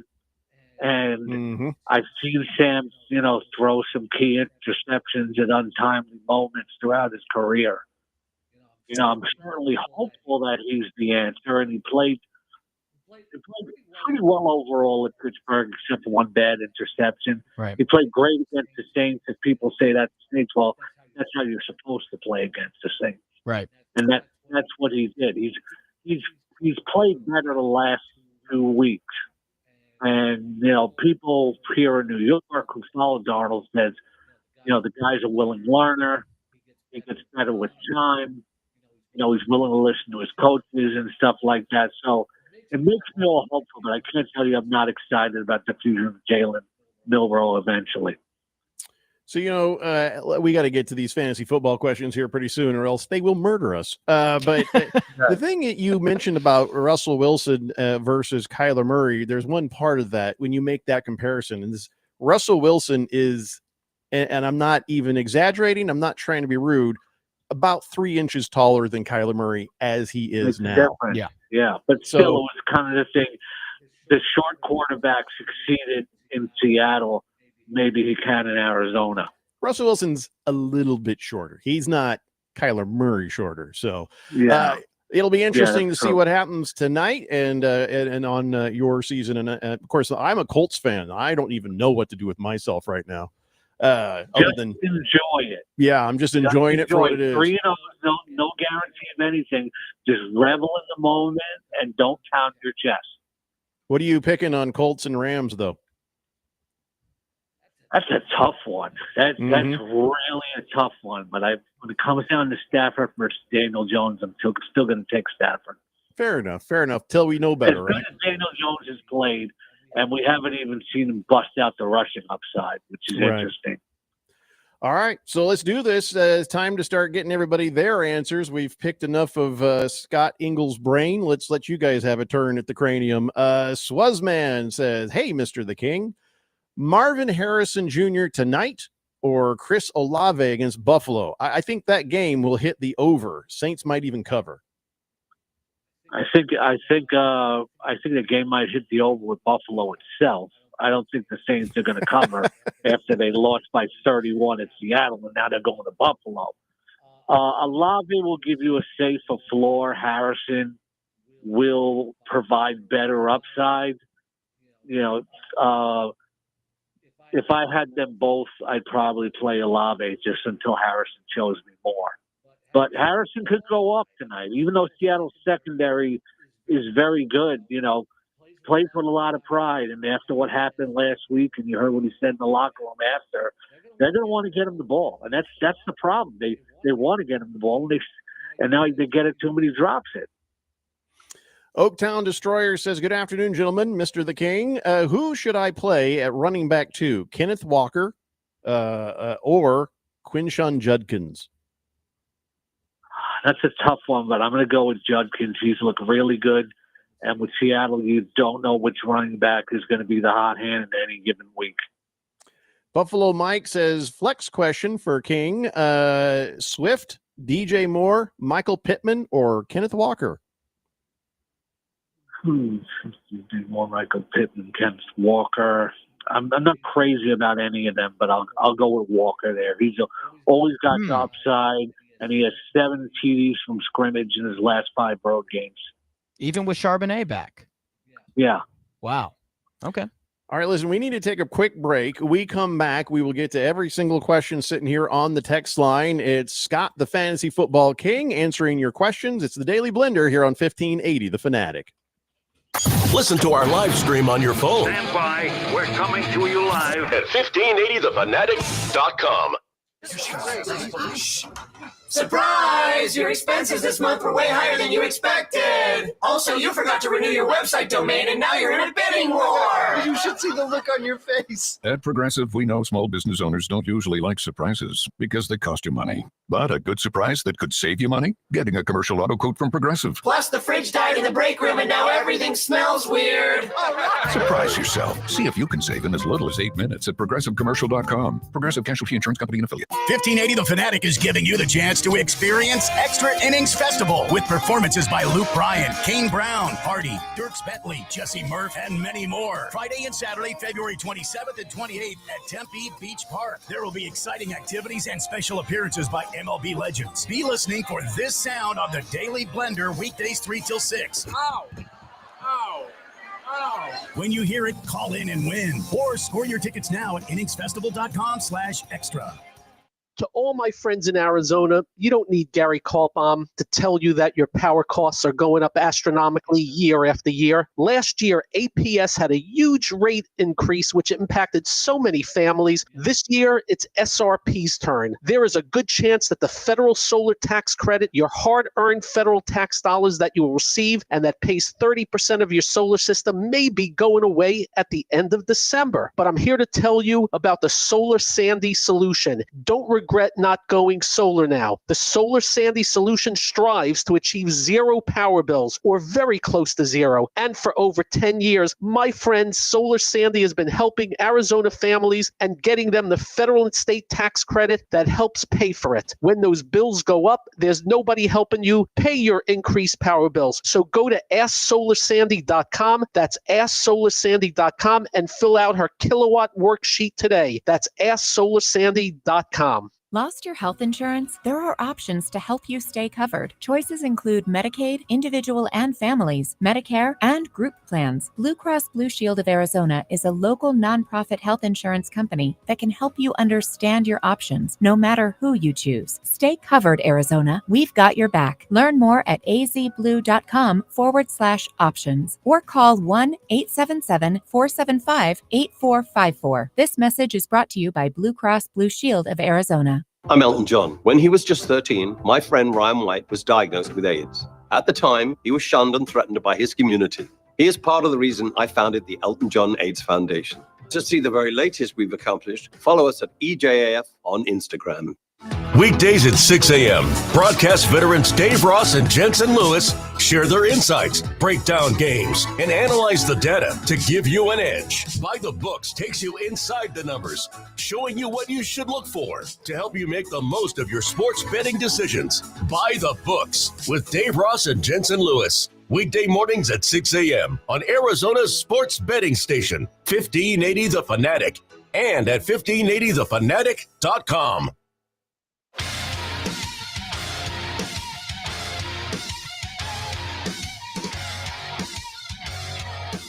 Today's Blender here on 1580 The Fanatic. We got a couple extra minutes with Scott the Fantasy Football King Engel because we're not airing Thursday Night Football because Cardinals can't be aired here. So don't worry. We got more games to come here in the following days. But, hey, that gives us a little bit extra time to answer your questions. So let's get right to it. Big George is on the text line, and he says, Scott Engel, would you start Caleb Williams or Brock Purdy this week at quarterback? I don't know if Brock Purdy's playing or not yet this week. We don't know what the quarterback situation is in San Francisco. If he does play, though, it's his first game back, so I'd go with Caleb Williams in a good matchup. Big George also wants to know if you'd start Chuba Hubbard, Calvin Austin III, or Blake Corum in the flex. Easily Hubbard. He'll get the most touches for sure out of those three.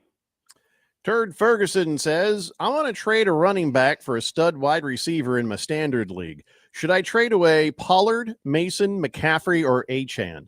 Any good off the horizon wide receivers I should be going after? It's not about saying, okay, I want this particular wide receiver. You know, I want Garrett Wilson, or you have to look at the rosters. You know, McCaffrey and Achane are going to bring you back the best return. I'd rather trade Achane than McCaffrey.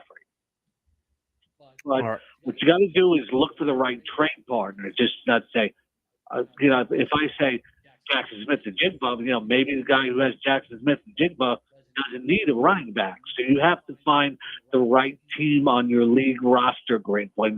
Like you play on Yahoo, you go to league and then you go to rosters. Same thing on ESPN. And you look at the various teams and you scout them out and say, what's a team that needs a running back and is kind of deep at wide receiver? That's my trade partner or 2 or 3. And then you pick from the wide receivers off those rosters rather than just saying, okay, I want this guy. So, here's the thing about McCaffrey and Achane. Who's most likely to still be upright as the season goes forward, you think? Because McCaffrey, a little bit injury prone because they work him to death. But what's the story between him and Achane as far as which one will actually be there for you? Well, the one to be more physically standing might be Achane. The one who'd be higher in the standings will certainly be McCaffrey. But as long as McCaffrey is healthy, he's got significant appeal. He'll bring you the best return, but maybe you want to keep him. Make sure you have Brian Robinson on the bench just in case. And, I'd probably trade Achane but I didn't draft McCaffrey in a single league. I don't want to deal with that. Latina Leprechaun says, good day, my liege, my emperor, my master. I miss your rapping from last week. I have a predicament. Justin Herbert or Patrick Mahomes? That doesn't sound like a predicament to me. I think that's a Justin Herbert all the way, isn't it? Yeah.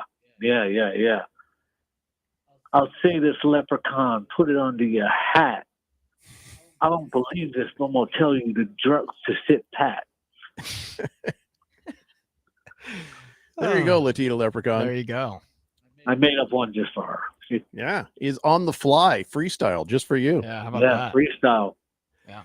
Swave Dave says, hello, Mr. the King. Who do you recommend in the flex? Derrick Henry, David Montgomery, Romeo Dubes. I know he had a bad game last week, but you don't bench Derrick Henry. You didn't draft Derrick Henry to set him. It's been concerning, though. His career, he's had some dud games. Don't overreact. He's had 3 fumbles, 1 in each of the first 3 games. It's a little concerning. Hold up. He's got Derrick Henry. It's a little concerning, but I can't start Romeo Doubs over Derrick Henry.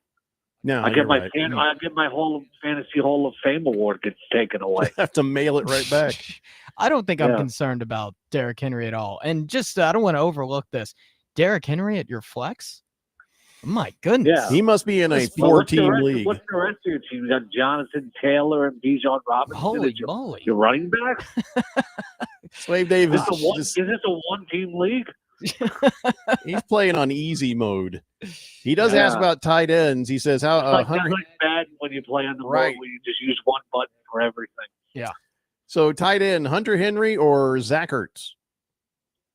I don't trust Henry. Everybody gets all excited about Henry when he has one good game, and then you get 7 weeks of mediocrity. I'm going to go with Ertz. Horn Ninja says, hello, Mr. the King. Should I wait on a questionable Malik Neighbors or start J.K. Dobbins versus Cincy? I think you'll know by Sunday. If he's limited in practice tomorrow, you don't sit Neighbors. So when I read this next text, really just remember it's not me saying this. Okay. That's all. Okay. I'll give you a pass. Yeah. Diamondback Dude says, you shut your whorish mouth, Scott the King. We don't care what the Seahawks have done on the road. Cardinals are going to kick some pigeon ass tonight. All right. Okay. Very, very, very nice, very respectful, very professional. Wow, you sure told him. Somebody's got some issues, and that's fine. It's like they'll probably need to feel worse, though, after the Diamondbacks don't make the playoffs. Yeah, listen, I'm a Diamondbacks fan, too. I don't need to be collateral damage here. Very upset about how the Seahawks have dominated the Cardinals in recent seasons. And I understand, it's like, look, I live around Jet fans. I know what pain sounds like, and I'm sorry you're in pain. That's a lot of pain. You're right. Ringless Joe says, he says, that may be true, but these teams are largely the same as last year, and the Cardinals got swept last year. Yeah, no, I mean, listen, he's right. I was only making the comment in a general sense that you can't go too far back on a record like that. That's all I was saying. Defense, I just don't like Kyler Murray against this defense. No doubt. Sure. Yeah, although I will say, the old white uniforms with the white pants is a good look.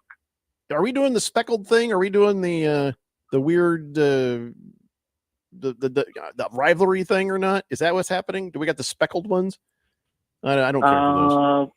I don't think so. I'm looking at it now.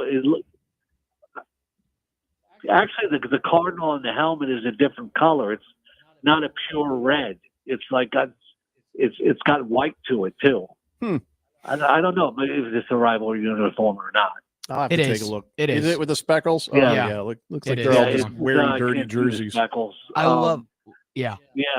Now I can see it. It looked like somebody sneezed on Kyler Murray. I love the state flag though. Like on the side, Arizona's got one of the coolest state flags. Take in the a look whole at that US. field. Yeah. When you see it. All right. Nice. All right. I do like the white helmet, the white jersey, and the white pants. It's a good look. Yeah. I do believe the Seahawks are going to be wearing their navy blue jerseys and gray pants. Well, at least it's not that horrific highlighter green. Ugh. I love the action green. I love it. Well, you just told me what your eyeglasses prescription is. If you love that, oof. Stockton Slat says, "Sup, guys? Being incorrect. Happy Thursday. Need to start two. Calvin Ridley, Stephon Diggs, Christian Kirk, or Swift." Ugh, that's not good.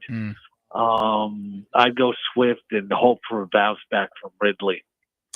He also says, thanks again. And Jerry Jones, sell the damn team. What makes you think Jerry Jones is listening to this show, Stockton Slap?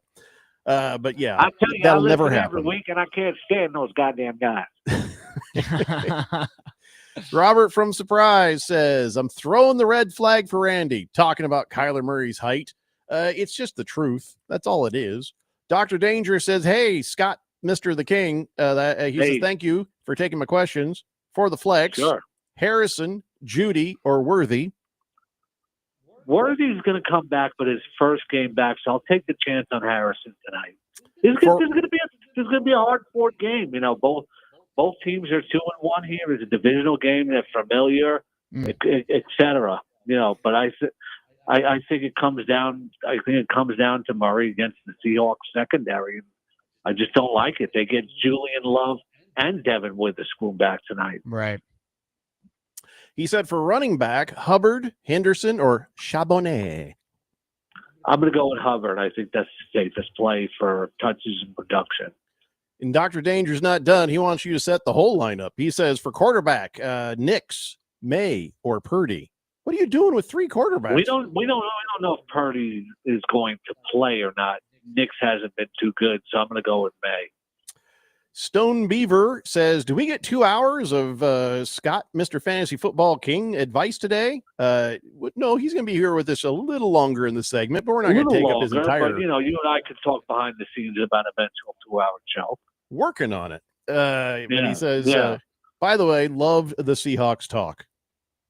That's it? You don't have a question? I'm glad to provide it. Donnie, and my article, my stardom article will be on Seahawks.com tomorrow.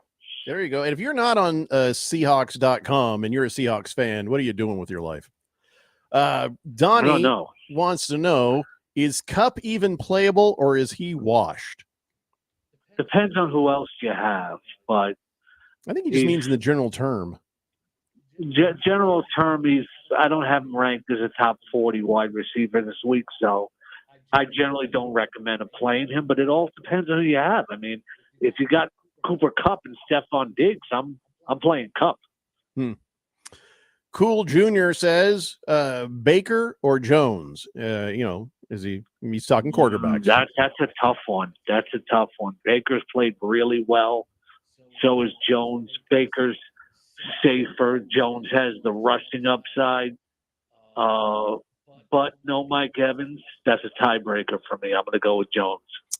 Yo-Yo Ma says Scary Terry or George Pickens or Quentin Johnston or Cooper Kupp in the wide receiver position. Well, McLaurin's probably out this week. No McLaurin, maybe no Jaden Daniels. Right. Then there's Quentin Johnston versus George Pickens. I don't like Pickens against the Packers defense. Johnston is facing the Giants defense, which is like the little Giants secondary. And so I'm going Johnston for sure. There you go. Hefty Lefty says Algier or Ford at running back. Like, cut Ford. I don't even know why you roster him. I reluctantly go with Algier because he's not a starting running back. But it sounds like you got a running back problem there and you need to make a trade. Yeah. Poor Hefty Lefty. He says, poor not guy. great choices. I know. Yeah. T-Licious says, good evening, Mr. the King. I've got Goff and I got Purdy. But if Purdy is out, should I waiver wire someone or start Goff? You can't know without looking at the waiver wire. You probably can't find anything better on the waiver wire than Goff. The wise guy says, hey, Scott Linguini, I hear you're Hey, how you doing over here? I hear you from New York. Are you a member of the tribe? We've got your back if you do. What would you start Bo Nix over Dak Prescott, right? Capiche? I don't like either one of them, but I think Nix has the better matchup. I'm not sure what your tribe he's talking about. I think he means the Italian tribe. The Italian tribe. No, unfortunately, I'm not. A member of another tribe. But thanks for asking. Not the wise everybody guy from New York is Italian, and that's. And I haven't heard anybody say forget about it in about 40 years.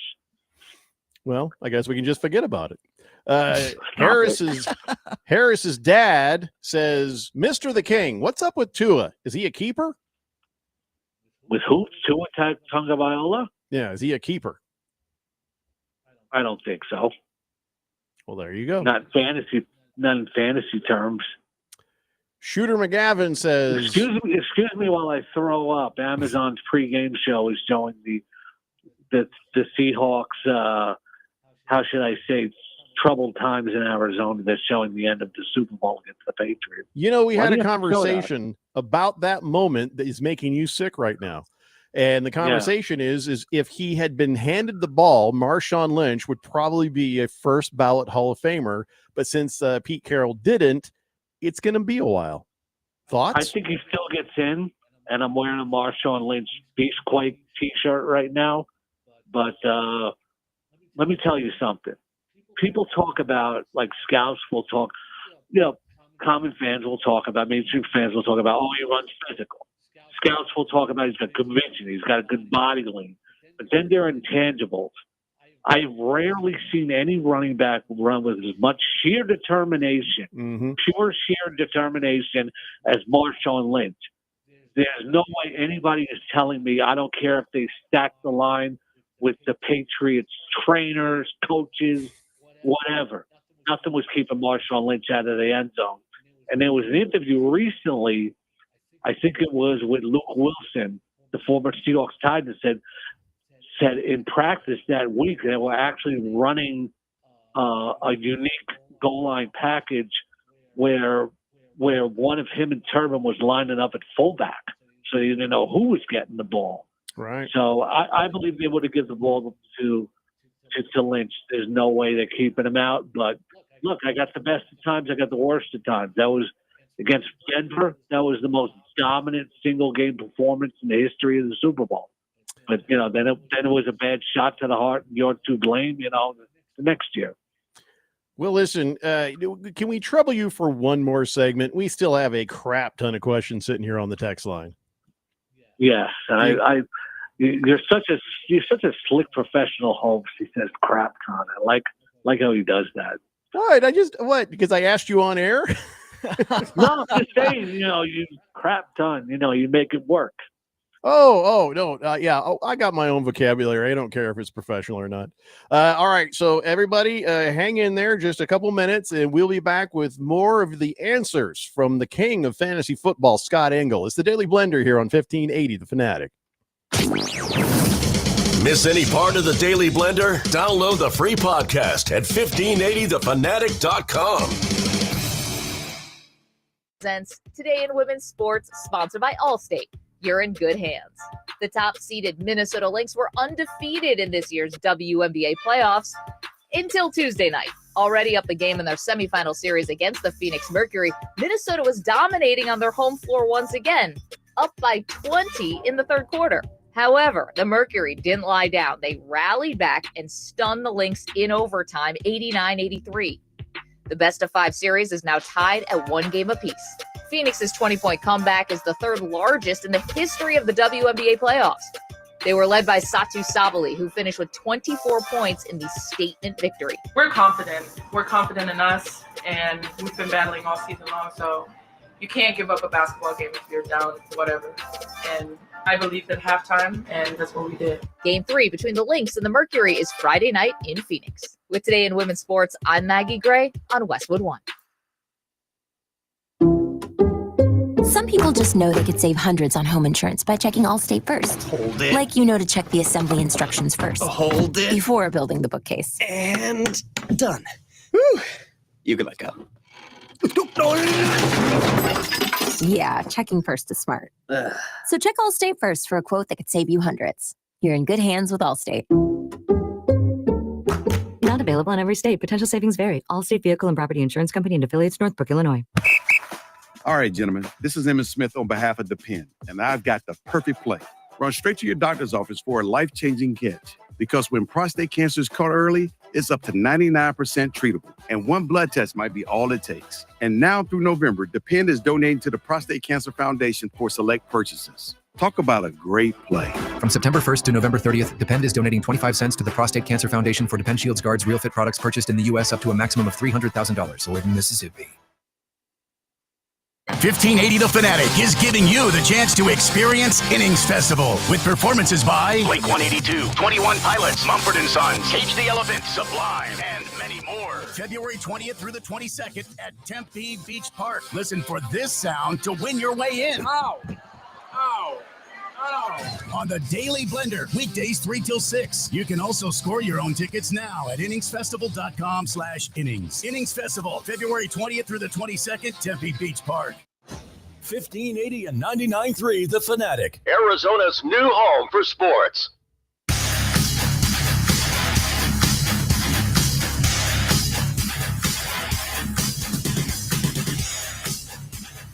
The Daily Blender here on 1580 The Fanatic. We've got Scott, the Fantasy Football King, Engel answering your fantasy football questions, and we have the luxury of having him for just a little bit longer because we are not airing Thursday Night Football. But if you guys are looking for it, you can still hear it on the TV when you get home.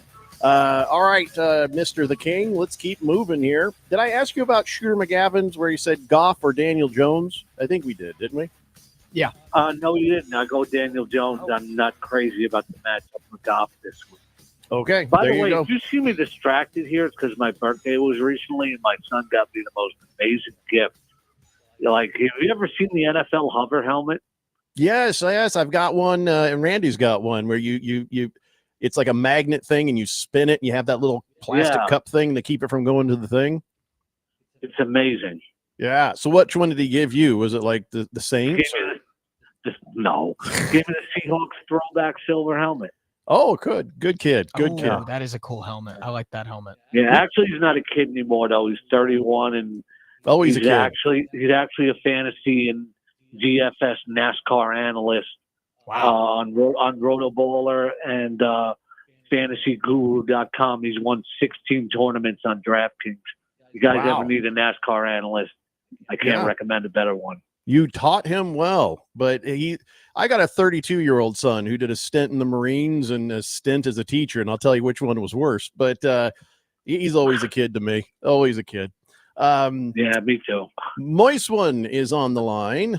Uh-oh. He says, "Hi, Mr. the King. Go Seahawks. Hope you're writing about Cal Raleigh for MVP or on AL.com." He says, "Just kidding." He says, "My team." You know what? I can write something about him on Oregon Live. I do think he deserves it. I'm happy for Mariners fans. Wow. I know been a long time of frustration. I'm just hoping the Mets can get in the playoffs for me. Well, Moist One's fantasy football team, in his words, is butt cheeks. No question from him this week. He says, by the way, pulling for your Mets, though.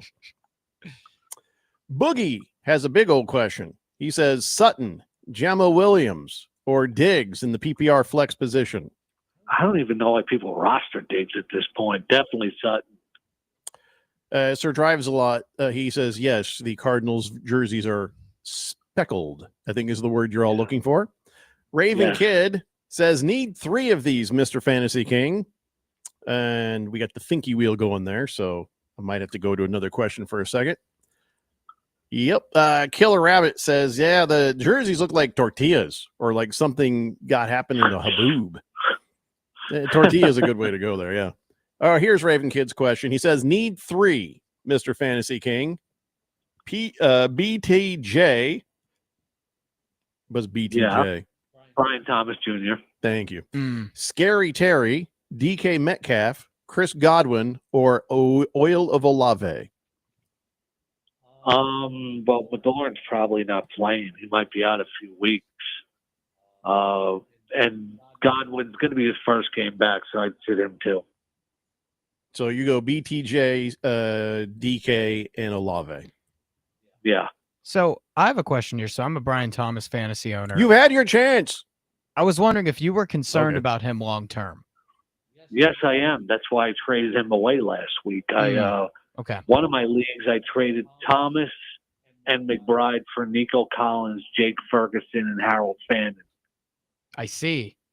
Buying low on Nico Collins. Okay. Yeah, bought low on Nico Collins, got a good game. I like it. Ferguson now probably going to produce even more, and I really like the upside of Fandon, and I had both Harrison and McBride, and I don't want to lean too much on one team in their passing game. For some reason, Ralph decided that he wants to show his face, so he sent this picture in from the Cardinals concourse there. That looks like his mugshot. He doesn't look happy to be there, though, does he? Dude, Ralph, I've been looking for that hat. Where did you find it? Oh, I love that old 1983 Chuck Knox hat. I love that. It's still probably a more friendly concourse than when the Raiders were there, though. Absolutely right. Probably.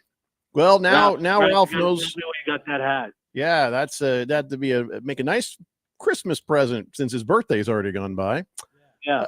All right, back to this long list of questions. We're going to run out of time. Firefarter says Parker Hess, Peyton Hendershot, or Cole Fotheringham in the tight end spot. I don't know what he was saying there, to be honest with you. I don't either. I think he's screwing with us. Moving on. Gosh, yeah. I think he is. Beer Bob says, Mr. the King, I need 3 out of the 4. I got Malik Neighbors, Brian Thomas Jr., Mecca Booga, and the Tampa Bay rookie sensation. That's who Mecca Booga is, and Ricky Pearsall. I think you can afford to sit Thomas there. There you go. Swazman says, I got Jordan Love. I got Josh Allen. Should I ever bench the Buffalo guy except for during his bye week? You are overthinking it. Just answered your own question there. Never sit Josh Allen. Top 2 fantasy quarterback in each of the last 5 seasons. We'll go for 6. Scott's nice. I'll say, are you high? Swave Dave says, Jordan Love, Baker Mayfield, or Geno Smith. My first pick, he says, is Love. Definitely Baker. Well, I know Love's going against Dallas, but Baker's just the better fantasy quarterback. It's not about the matchup. I know the matchup is very appealing against Dallas, but you can run on Dallas, you can throw on Dallas. But Baker's just a better fantasy quarterback. He's top 5 right now. I can't recommend benching him. Latina Leprechaun can't get enough. She says one more. Hayden Hurst or Charlie Kolar? Hayden Hurst, Charlie Kolar. Good. You're desperate for a tight end, it sounds like. I would go pick up A.J. Barner before tonight's game starts if you're desperate. He's always got a shot in the end zone. The Seahawks have been using their own the own version of the tush push with A.J. Barner. Team broadcaster Dave Weidman calls it the barnyard. There you go, Latino Leprechaun. By the way, T-Licious says that this is he has like here's a live shot of one of the Cardinals jerseys right there, and no, I think that's just a tortilla. I feel like that's just a tortilla. T-Licious. It is. He's making me hungry. It's kind of accurate though. It kind of is, just a little bit. Tuck says, Yeah. should I trade Garrett Wilson for Caleb Williams and Pacheco? I got Knicks at quarterback. Heck no. No way. You're going to give away like a borderline number one wide receiver for a quarterback that's played good for 1 week, and even if it's super flex. And Isaiah Pacheco has no trade appeal right now. Please do not do that. Whistling Gerbil says, Love or Penix? I can't play Penix right now, especially I don't even know if he's rosterable. It's one of my super flex leagues. I picked up Kirk Cousins. Whistling Gerbil puts the beer up to you and says, by the way, good call on picking up Benson. Glad it worked out for you. Yeah. Moist One says, I'm a lifelong Mariners fan, and I made one tweet yesterday about the MVP race, and I got told to take Cal's you-know-what out of my you-know-where. These Yankees fans are very soft. Well, here's the thing. I live in New York. You know, as many championships as they won, I've actually said this to a Yankee fan earlier today. You know, when they feel threatened when somebody else takes the stage. It's supposed to be their stage every year, but it only has been once in the last 25. Yeah, I saw Moist One. Whenever the Mets like threaten to take the spotlight, like they get so threatened because it is. When I've seen it, you know, when the Mets are good and they steal a spotlight, they can flip the city at any time. That's so dumb. It just is. And I saw the tweet that Moist One put out, and I saw the attacks from the Yankee fans, and I'm just like, Yeah. this is why people hate you. The Yankee, you know, the Yeah. Yankee, they just are hateable. The Mets are adorable. They're always fun. Shooter McGavin. The 80s Mets ruled the town. The Yankees were set way overshadowed. People hated the Mets in the 80s if they were outside of New York. Shooter McGavin wants to know if DeMarcus Robinson is worth rostering. No. Prison Wallet In the words says, of Dr. Evil, how about no? no. Prison Wallet says Gibbs or Etienne. I know Gibbs has a tough matchup, but you can't bench him. The defense doesn't always win the matchup. That's the thing about, and not sorry to interrupt you, but when you're making lineup decisions, you can't just look at the matchup. You got to look at the quality of player, and the best players are the best players because they can put up a big game against any defense. The defense, you just don't sit somebody because of a defense. Latino Leprechaun says, I can get Freiermuth from Pittsburgh, but just desperate for a tight end with George Kittle down.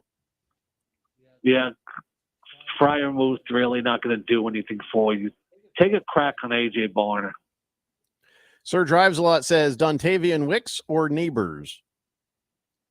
I think you're really overthinking it if you're going to bench Malik Neighbors for Dontavian Wicks.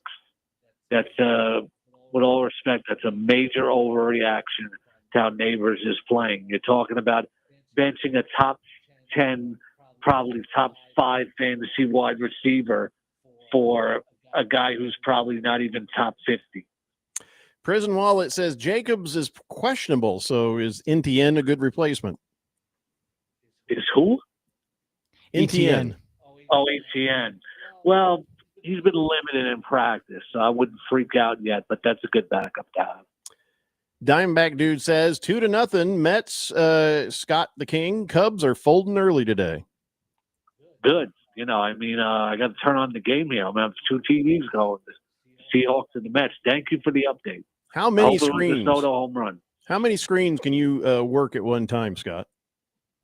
Very early in my career, I worked at CBS Sportsline, and or I would go to sports bars and I would update 2 games at once. I'd watch 4 to 6 at once, sometimes 8. You know, I can catch all the good. But in the pre-red zone days, I I got nicknamed the Amazing Eyeball because it's just like I could follow so many games at once. It's an amazing skill. I can do a big screen and a slightly smaller screen, and then I can put 4 screens on the slightly smaller screen and kind of keep up. So what you're doing ain't easy. Big George says, but then I can't sweep the floor and take out the garbage in the same day. So I don't know. Yeah, you got to be careful how much multitasking you show the wife, right? Yeah, that could come back on something you. I'll do this most amazing thing and then just the most basic thing I'm not good at. So George wants to know, Dr. Pepper Blackberry, 0 sugar, Dr. Pepper Cream Soda, 0 sugar, or Dr. Pepper Cherry, 0 sugar. It's a PPR league, by the way. It's between the blackberry and the cherry. I haven't found the cherry much recently, but the blackberry, my favorite. I do not like the cream soda, but the blackberry is fantastic. Bandwagoner says Mariner fans aren't used to anyone being mad at them for anything. It's usually just been pity, for like decades. It's nice to make folks angry for once, though, especially a Yankee fan. Oh, hell yeah. Well, it is. And no matter how many Yankee fans are 27 championships, but you know what, though? If you win it one time, you can cherish that forever. As New Era says, flags fly forever. Quickly, last question. Amaya D says Travis Hunter or D Mooney? I'd go with Hunter, but I don't like either. Pick up Jalen Tolbert of the Cowboys. There you go, ladies and gentlemen. He's Scott, the Fantasy Football King Ingle, and you can find him out there on the socials at Scott E. the King. Scott, anything else to plug before we let you go? Be sure to check out my Fantasy Football lineup spotlights on Saturday afternoon at Rotoballer. There you are. Again, always a pleasure, Scott, and I guess we will see you next time. Thanks for the extended edition of Answering Fantasy Football Questions. We will be back for hour 3, and we're going to talk about anything and everything when we come back. It's the Daily Blender here on 1580 The Fanatic. 1580 The Fanatic is giving you the chance to experience Extra Innings Festival with performances by Luke Bryan, Kane Brown, Hardy, Dierks Bentley, Jesse Murph, and many more. Friday and Saturday, February 27th and 28th at Tempe Beach Park. There will be exciting activities and special appearances by MLB legends. Be listening for this sound on the Daily Blender weekdays 3 till 6. Ow! Ow! Ow! When you hear it, call in and win. Or score your tickets now at inningsfestival.com/extra. Whether you're betting in person or online in Arizona, double check before you place your bet. Verify your gaming operator. Make sure the sportsbook or casino is regulated at gaming.az.gov/check-your-bet. Using a regulated operator gives you important player protections, access to secure payments, the ability to file dispute if needed, and responsible gaming tools and resources. Protect yourself. Protect your bet. Head to gaming.az.gov/check-your-bet to learn more about regulated gaming in Arizona. This message is sponsored by the Arizona Department of Gaming. Don't be fooled by the people you meet on social media. It may start as an innocent conversation, but anyone who tries to sell you pills is nothing more than a drug dealer. And if you think tiny pills can't do much harm, think again. Fentanyl can end it all. Know the truth about fentanyl at learnmoreaz.org. Don't be fooled. Don't be faked out. Visit learnmoreaz.org. Sponsored by Substance Awareness Coalition Leaders of Arizona. We could tell you what it's like to drive the Nissan Rogue and tell you all about its performance capabilities, like its VC turbo engine. It's I can go virtually anywhere type of freedom. Nice. But you don't have to take our word for it. Go drive it for yourself. You're up. Experience the power of the Nissan Rogue. Drive the Nissan Rogue. Get 0% APR for 60 months on the 2025 Nissan Rogue, Pathfinder, or Murano. Visit your local Nissan store and nissanusa.com today. For well-qualified buyers, example, 0 down payment, 60 months financing at $1,667 per month per thousand financed. Actual down payment may vary. Subject to Nissan Motor Acceptance Company credit approval, not all buyers qualify. Dealer contribution may affect actual price set by dealer. Contact dealer for details. Ends September 30th, 2025. AZ Preps 365, your source for all the news, info, highlights, and more. Athlete news and interviews. Talk with coaches. Keep you up to date with the changes, moves, upcoming events, and more. AZ Preps 365, Arizona's ultimate prep sports show. If you miss a minute, you miss a lot. AZ Preps 365, Saturday mornings 8 till 10 on 1580 and 99.3 The Fanatic, and always on at 1580thefanatic.com. KQFN Tempe. Also transmitting on K257CD Phoenix at 99.3 FM and K240 EU Fountain Hills at 95.9 FM. It's time for the third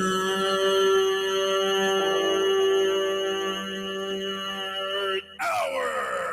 All right, people, settle down because it's time. Time for what? Showtime. When does it start? Right now. 3, 2, 1. Let's get on with the show. Let's do it.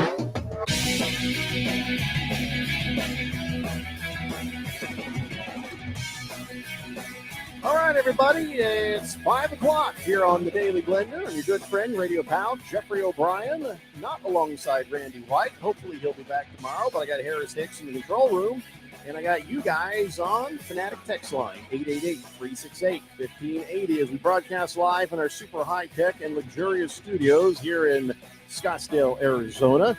And the Cardinals-Seahawks game will be starting here in about 15 minutes. But not on this radio station. That's somebody else's deal. So we'll be with you here until 6 p.m., but we'll give you periodic updates on how things are going for the Redbird gang. But it will not be play-by-play because we're not allowed to do that. So if you see something happen on the screen, resist the urge to actually do play-by-play. Okay? Harris, I'm talking to you. I know you got the TV. I know you got it on there. Just, just be cool, man. I will be cool. I will do my best. Actually, guys down the dial get grumpy if we do something like that. Army and East Carolina is on the TV. So not the screen right there in front of you. What's wrong with that screen? That screen works, by the way. I fixed it. Oh, okay. 888-368-1580.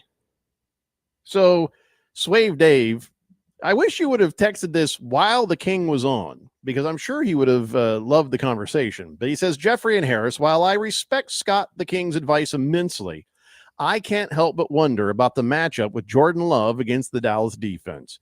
Although I heard the Dallas coordinator saying that they were going to switch things up this week. What do you guys think? I think that is a great matchup for Jordan Love. And I think you should be starting him because not only does Dallas have a lackluster secondary, not only are they in the bottom of the NFL of every single pass rushing metric, but they have a good quarterback and they're going to score a decent amount of points. So I'd imagine the game script for Green Bay isn't going to change into run. They're going to have to pass a little bit too because it's going to be high octane. I love this matchup for Jordan Love. Probably the best possible matchup you could get of any team if you're looking for a fantasy quarterback. So, hey, I think he's going to have a big day on Sunday.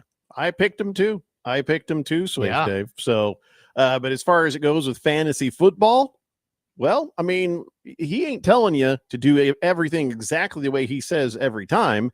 That's just his opinion. And we'll see how things pan out next week when we talk about this on Monday and Tuesday. Yep.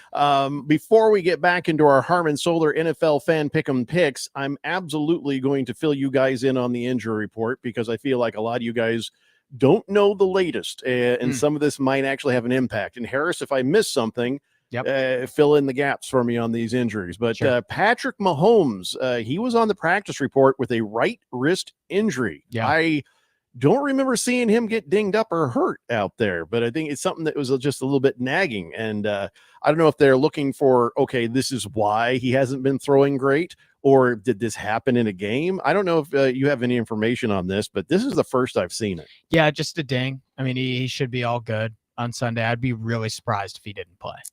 After I saw that that one throw to Travis Kelce where it's like, that hurt wrist could play into that. But I don't know where that happened in the game, or even if it happened in the game. To be honest, you notice him like doing this with his wrist a little bit, like know? No. That's a tick he has where he does that thing. He always does with that. His hands. Yeah, like that thing. Yeah, he does do that. Yeah, but I didn't see him rubbing the wrist or How could you tell between the tick where he does this or if he was like going, ow? Okay, by the way, we're not doing that. Good save. We're doing giveaway tomorrow. I almost sounded the phone didn't go off, so thank we're God for good. that. We're good. not doing a giveaway today. Yep. Grand Mariner says, where is the Seahawks game? It's in State Farm Stadium. No, he means on radio. Well, it's not here, and I'm not directing you to any other radio station, so you're going to have to just flip around and find it. I refuse. Here's where you find it. It's on TV. I'm so sorry, Grand Mariner. There's some things I won't do, and I'm not going to direct you to other radio stations. It's understandable. Mr. Roboto, this ain't like a Miracle on 34th Street. I ain't sending you down to Woolworths, I ain't sending you to Macy's. Mr. Roboto says, Randy. Okay, first off, timeout. Randy is not with us today. He says, well, if you were to sneak into wherever you have to sneak into at State Farm Stadium where they play music during the Cardinals game, do you think anyone would notice the reference if each quarter you randomly inserted Short People by Randy Newman?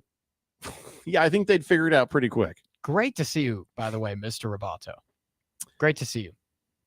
I don't see him at all. Great to hear from him, might I say. I can't hear him either. You get the point. Yeah, I'm just messing with you. You are. We have extra time. I have time to mess with you. You do. You do. All right, so keep an eye on Patrick Mahomes when you see him play to see if he's doing this or just this. Justin Fields, I guess he's starting. I don't know if they've cleared him yet. Have you heard? Or are they going to wait till tomorrow to clear him on that? But yeah, he was supposed to practice today. But I don't know if that makes a difference in how you even pick that game. Yeah, he was a full participant in the practice, which means he's highly likely to play.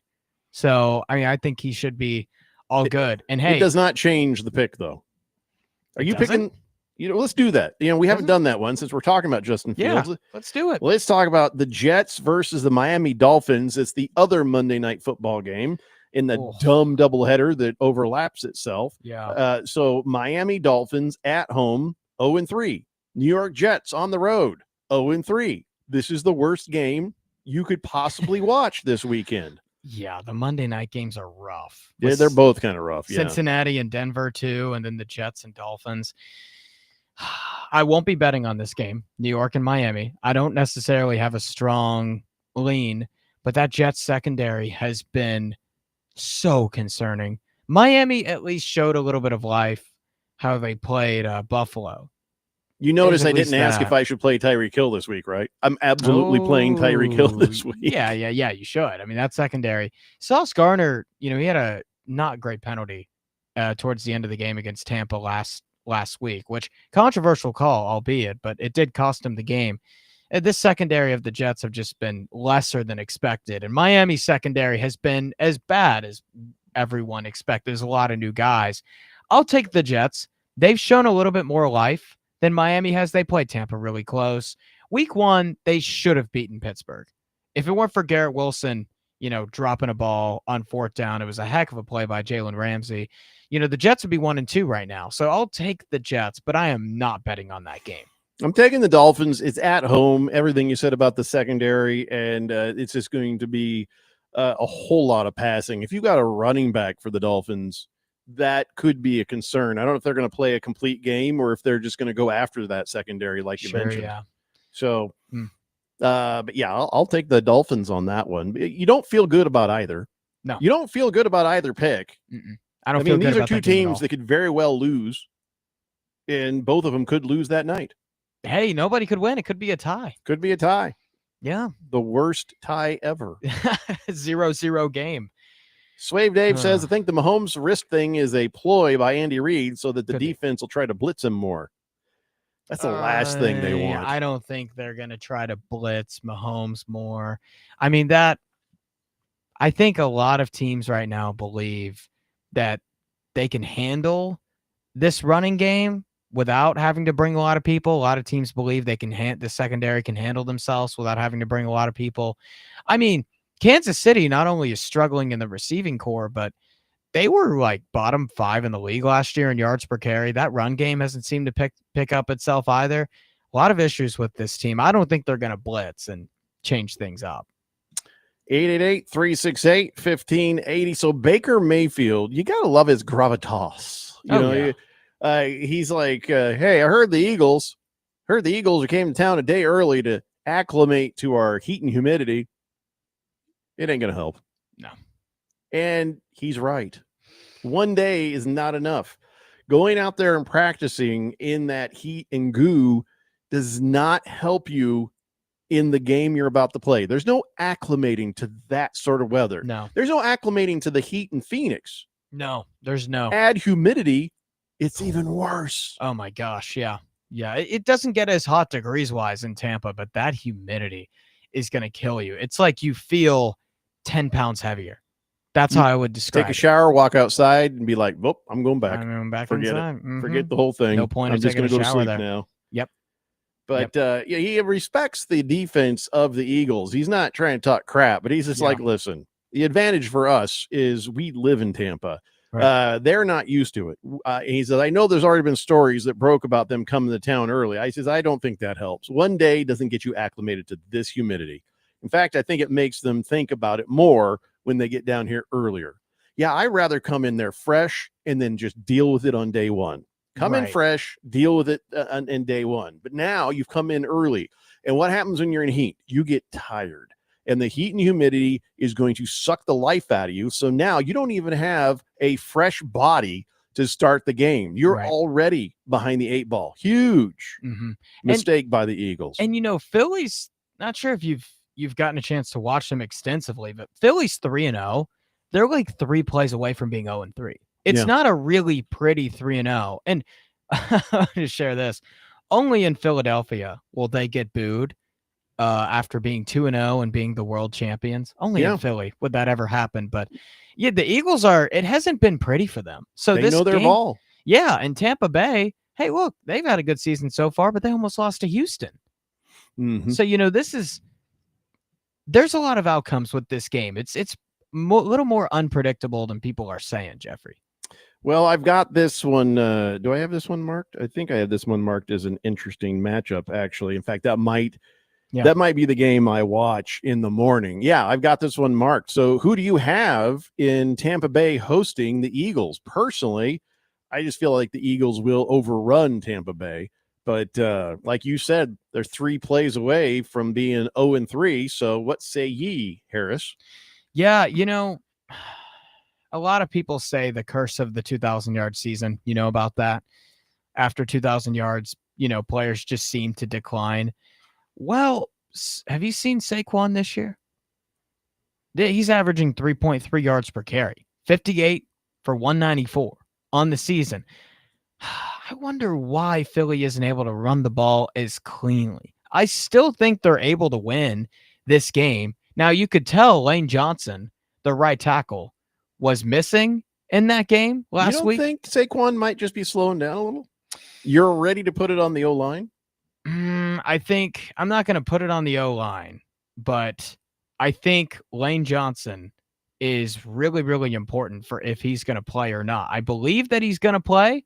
It's what I'm seeing, but you could tell they were missing the right tackle in that game. I mean, they were getting blitzed, and Jalen Hurts was getting some serious pressures on him with Lane Johnson not playing. So that's something to keep out a look for. But yeah, I don't think he's slowing down. I just think Line's getting kind of beat up unexpectedly. It's kind of weird.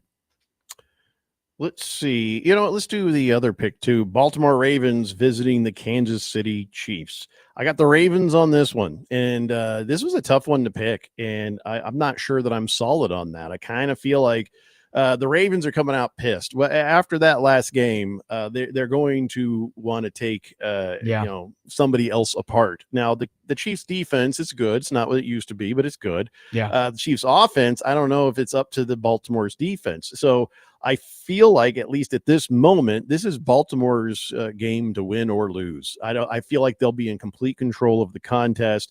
I know on the other side, they're both 1-2. I know that Andy Reid and the Chiefs, they need to get something going. They need to get some momentum. So they're going to want this game very badly. And it's also at home. But man, Chiefs wanting to get back on track, Ravens wanting to get back on track. I'm sorry. I got to give this to Lamar Jackson, the Ravens. He's going to come out there and he's going to want to put the hurt on these Chiefs. Who would have thought, Jeffrey, that coming into the season, Kansas City and Baltimore would be in a little bit of desperation mode at 1-2? I mean, no one would have expected that. Look at the Ravens. Like you said about the Eagles, I mean, they're a couple of plays away from being undefeated. 3-0. So, I mean, the biggest problem for them is shooting themselves in the Derrick Henry foot with the drop balls. So, I mean, you can't get too mad at him because Derrick Henry is just amazing, but that is just some bad timing to get the drop the ball yips. I'm gonna lay it out here and plant my flag. I think Baltimore curb stomps Kansas City week 4. I feel like you're right, too. I think they're going to beat them badly. The fact that the Ravens are 1-2 is not a sustainable way to lose football games. Derrick Henry fumbling. I think that he hasn't done anything like that in his career ever. He hasn't had a fumbling stint like this.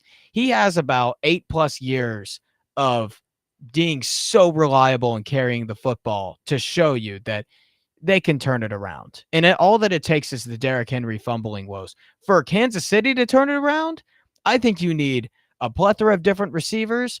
I think you need a better running back. I think you need a better run game. I think that secondary's got some issues.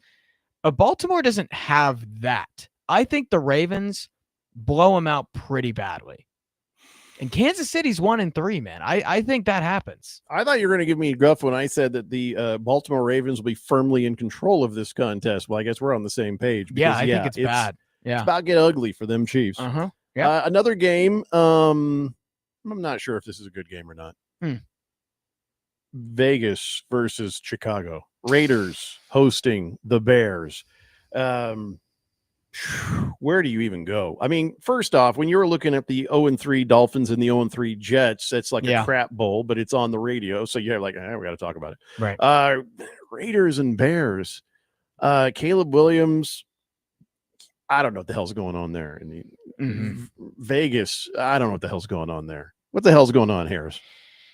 Well, I think Vegas has a clear quarterback advantage. You know, I was just talking about this with Mr. the King last hour, right? Where you look at those touchdowns that Chicago had, Rome Odunze was wide open. Okay. Luther Burden, he was wide open. It wasn't necessarily because Chicago was really good in their schemes or Caleb Williams hit a tough throw. No, it was because Dallas's just coverage completely busted. They had no awareness of the play that was going on whatsoever. I don't think that happens in this game. I think the Raiders, Geno Smith can still light up a scoreboard. He's looked pretty decent this year. Like, mind I tell you, he's looked pretty good. Caleb Williams, you take away that Dallas game, Minnesota was kind of rough, and then 2 weeks ago as well was really rough for him. So I think the Raiders win this game. I like that. I know Scott the King told me he hesitated on that, but I like Chicago, or I like the Raiders to beat Chicago pretty handily in this game. You know, I'm going with the Bears. Really? Why I'm is that? going to go with the Bears. I feel like the other end of that can also be true. You know, they could also be 2-1 right now.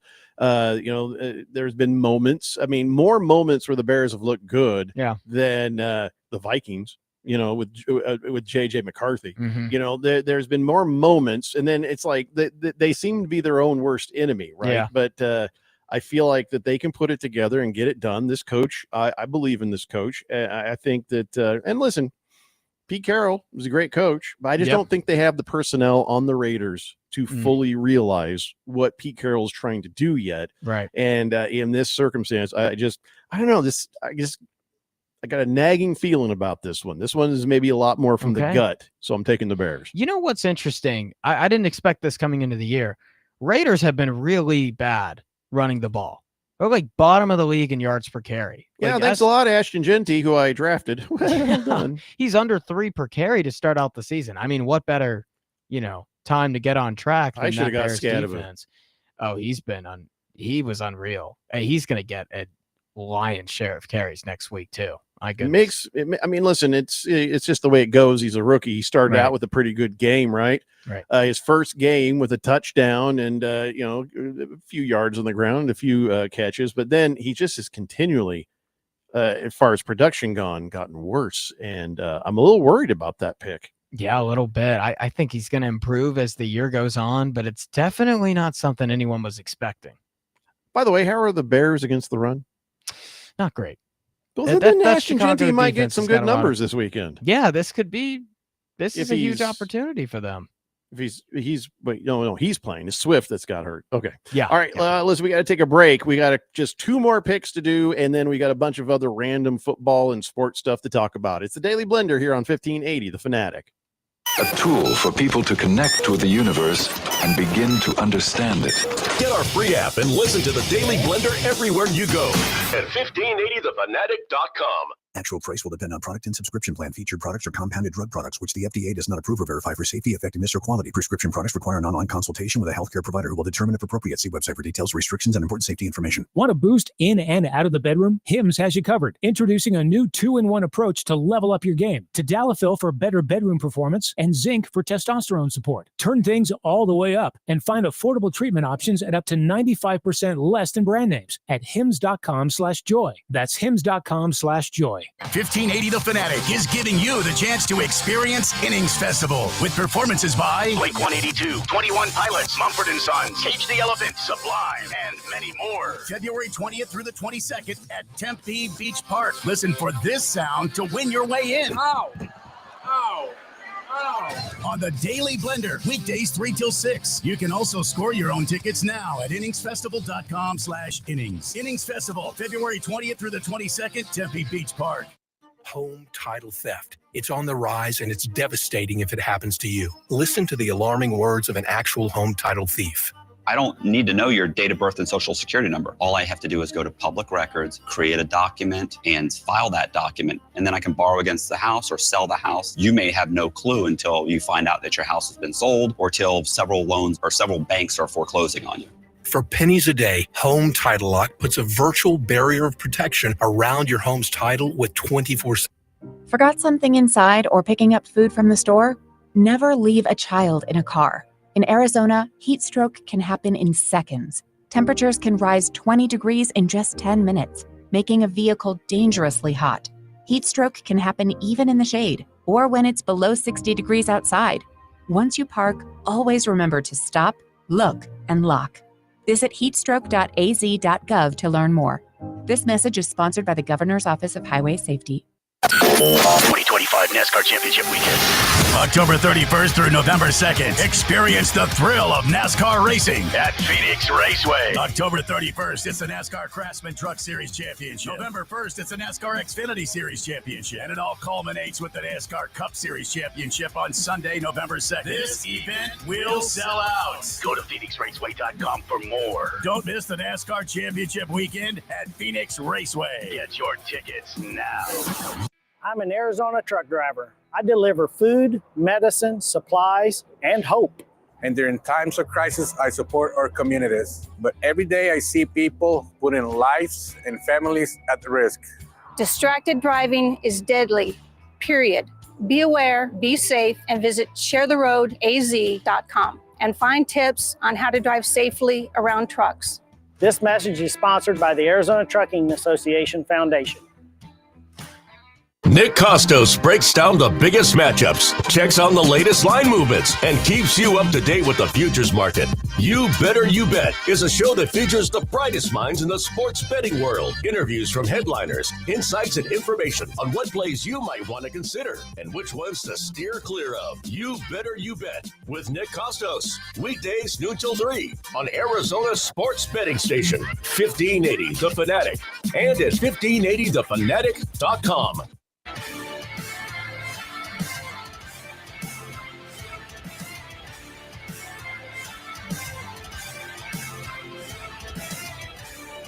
Today Blender here on 1580 The Fanatic, and if you're watching on the YouTube Live, you see Marvin Harrison Jr. in a video where you can see the speckled jerseys and outfits, and then the thing that caught my eye really wasn't so much even the oh my God, those are already dirty jerseys. It was really more that helmet.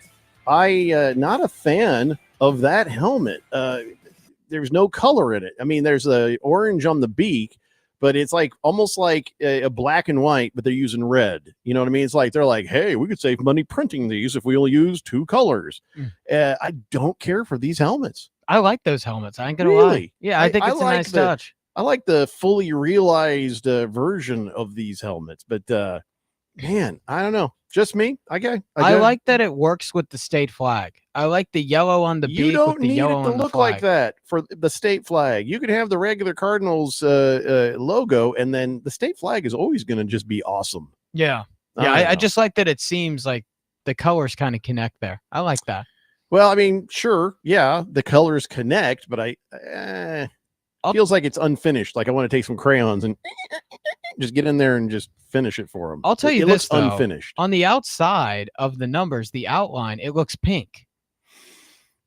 Does it not? No, that's just the gold. It just the looks gold? pink, but it's actually the I know gold it's supposed from to be orange. It's but- the same. No, it's gold that's around the Arizona state flag. It's gold, Oh. Harris. It's not orange. There's no orange in our flag. It's gold. Get it right.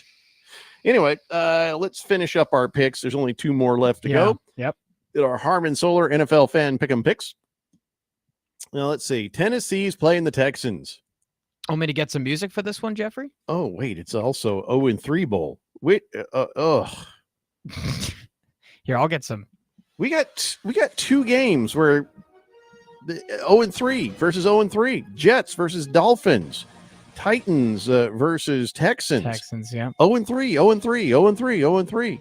Dear God, it's like an 0-3 apocalypse, and it ain't fair that the Saints have to go to Buffalo 0-3 to take on the 3-0 Bills. Not fair. That is just not fair. But back to your hapless team taking on another hapless team. Yep. Honestly, both these teams are so far down below my understanding of existence that you're going to have to explain this to me. I'm picking the Texans. I'll tell you that much. But then I'll be honest. I don't know why. They're 0-3 too. I think there's a lot more hope for the Texans this year than there is the Titans. Reason being is, man, we've seen CJ Stroud be good first couple of years, but I think the Texans made a huge mistake in firing their OC, Bobby Slowick, from last year. He was really good for them. Like, I don't understand. Stroud had a little bit of a slump in year 2, but he was still dicing up the Chargers in the playoffs last year. And they decide, all right, we're going to let go of Slowick and move on to someone else. I think the newness of the Texans offense, is that a word? I think it is. It works for me. I don't mind. I think funner should be a word, so don't ask me. Oh, there you go. Yeah. Well, the newness, we'll use it, of the offense, I think is making CJ overthink a little bit. You'll watch him and he just seems like he's hesitating on the first read, and he's not fully decisive of where to go with the football, such as his rookie year. He was like bam, bam, bam, bam, bam, bam. Everything just seemed to move quickly and at a good pace for him. So, the Texans, nonetheless, with that OC change, still have a lot of talent. The Titans, this roster outside of the Saints, maybe, is probably the lowest rated roster in the NFL. Can when I you're ask you, do talking you guys talent. play the Saints this year? Yeah, actually. You do? Yeah. Win. Titans, Saints. Oh, do you think that's a win? No. Oh, you're when saying when? is it Oh. happening? Oh, I don't know, actually. We get the data. That'll probably be the best game we've ever seen because Jeffrey O'Brien's rules of football relativity are 2 crap teams play each other. You get an amazing game, and they actually finally look like they know what they're doing because they're on the So- same level. It's like, hey, we're in the Canadian Football League. Right. So it's December 28th. Oh, So right around so far Christmas away. weekend, so far away, I know. Right towards the end of the season. Who knows? Both of those teams could be like winless going into that game. Could you imagine? Yes. The like 0-14 bowl. Gosh, one of them is just desperate for a win. That'd be the best day ever. A lot of people may have circled this in as the Arch Manning Bowl, Jeffrey. Oof. It's not anymore. It's not the Arch Manning Bowl anymore. But yeah, well, it's the Somebody Bowl now. The Somebody Bowl. Well said. So I got the Texans. Who do you got? Texans? I got Houston winning this. So just a lot more talent. Can you name one thing that the Titans have done well at? If there's an area in their roster where you're like, I think that area can win a football game. Okay. Yeah, To okay. be fair, in all seriousness, and I know you're too close to it, being a Titans fan yourself, Mhm. you're too close. But I'll tell Okay. you one thing I saw that was extremely impressive. Okay. as I watched the Titans come out on the field and they're doing their warm-ups, right? Not one of them had an untied shoe. You guys know how to tie your shoes. See, remember how Michael Pittman said, well, they don't look motivated. Remember he said that? Yeah, It's those they guys were don't just look like going they're through here to the play. motions. They look like they're here to play. Maybe it's because they already felt like they accomplished everything they needed to accomplish. Their shoes were tied. Yeah. What more do you need? Yeah. You know? I mean, the other part of that is everybody wears Velcro, but I'm not going to yeah. nitpick. That's half the I'm just battle. not going to nitpick. Not the time. I mean, that's half the battle. You got to have your shoes tied. Whistling Gerbil says Satan's and Titans absolutely ended a tie. 0-0. That would be the best day ever. That would be. Grand Mariner yeah. says, Harris, you ignorant slut. How dare you contradict your superior at work? You agree with Jeffrey. Those helmets are ugly. Oh no! When it comes to something like that, I do not demand his obedience and agreement. I've been called a lot of things. I have not been called that. He That's is first wrong for me. You could say, Harris, you ignorant twit. He's not a slut. He's a one-woman man. Hey, I appreciate that. I am a one-woman man. That's right. And this one-woman man is rolling with the Texans. Unfortunately.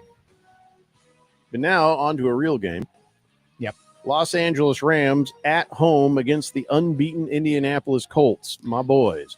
Now, the Rams starting to find their wheels. I mean, the offense of the Rams is no joke. No, not How's at all. the defense for the Rams? Adequate. D-line's good. Secondary, you got some questions about. That D-line put on a clinic against Philadelphia last week. Well, I got a guy who likes to run the ball a lot, and his name is Jonathan Taylor. Yeah, and if they've that'll got be a good matchup. Yeah, they've got a good line. That could really slow him down. But then again, we also have a new quarterback who turns out is actually competent and might be able to do something against that secondary. I don't know. So what are you thinking, Harris? You going to take the Rams? Or you going to take the Colts on this one? Man, it's an interesting matchup because, the Rams, they're giving up just 3.9 yards per carry in the season. So that run game that run defense has really, really stepped it up. So my question is, what happens to Indy if the game script gets off compared to what Daniel Jones is used to? He's won these 3 games because they've ran the ball so well with Jonathan Taylor. Maybe set up a little play action. Maybe those boxes get a little heavy. Well, the answer on that, though, is they'll continue to attempt the run. Okay. Attempting the run. So live and die by it. No, not live and die. I'm saying when I say attempt the run, I don't mean that rely as heavily. What you do is you start the run game and you keep hitting that defense. You keep trying to tire them out, even though you know you're not going to get anywhere, and you make up the yardage on second or third down with little short passes or take a shot downfield and try to torch that secondary. So you can't abandon the run because the run, as long as they know you're doing it, opens up the pass. So they will continue to play their game plan. They'll just understand that the reaction that they get from the defense might be a little bit different because they're better at this and not as good as that. So they're going to show you the same look. They're going to show you the same offense, but then you're going to start to see the needle tilt in one direction, and that's going to be they're going to be taking shots down the field. Yeah, what if the Rams really trust this D-line heavily? And you get Byron Young, Poona Ford, Kobe Turner, Jared Verse. You punish them for it in this. And what if they go a little bit pass heavy and those 4 guys or however many guys they put in the box, right, with those linebackers, are able to play the run really well without crowding the box. And you get a little bit more cover 2s instead of a cover 1, which you usually get when Jonathan Taylor's on the field. We got Michael Pittman. You're going to leave somebody out there open. This is where I think we can find a lot out about Daniel Jones. Now, we did against the Broncos. That's a great defense, and he looked pretty dang good. I ain't going to lie. So I think this is going to be a really good football game. I'm intrigued by it because there's a lot of matchups that can make or break this game, and it's the highest level, man. Pro Bowlers, you get all pros in this game doing the best at what they do. I like the Rams in this, but I think it's going to be an entertaining classic of a football game. And just because the Colts lose doesn't mean I don't think they're for real. Jeffrey, I think your Colts are for real. I also, on my sheet, right there, pick the Rams. but I am thinking of changing it to Colts. Why is that? I think I have talked myself into picking the Colts in this game. Why is that? Just I heard myself talk. Sometimes that happens. Yeah. You tell me about a secondary against a quarterback who can take advantage of it. And Jonathan seemingly. Taylor is going up against a good run defense, but he's not just a regular running back No, either, he's is not. he?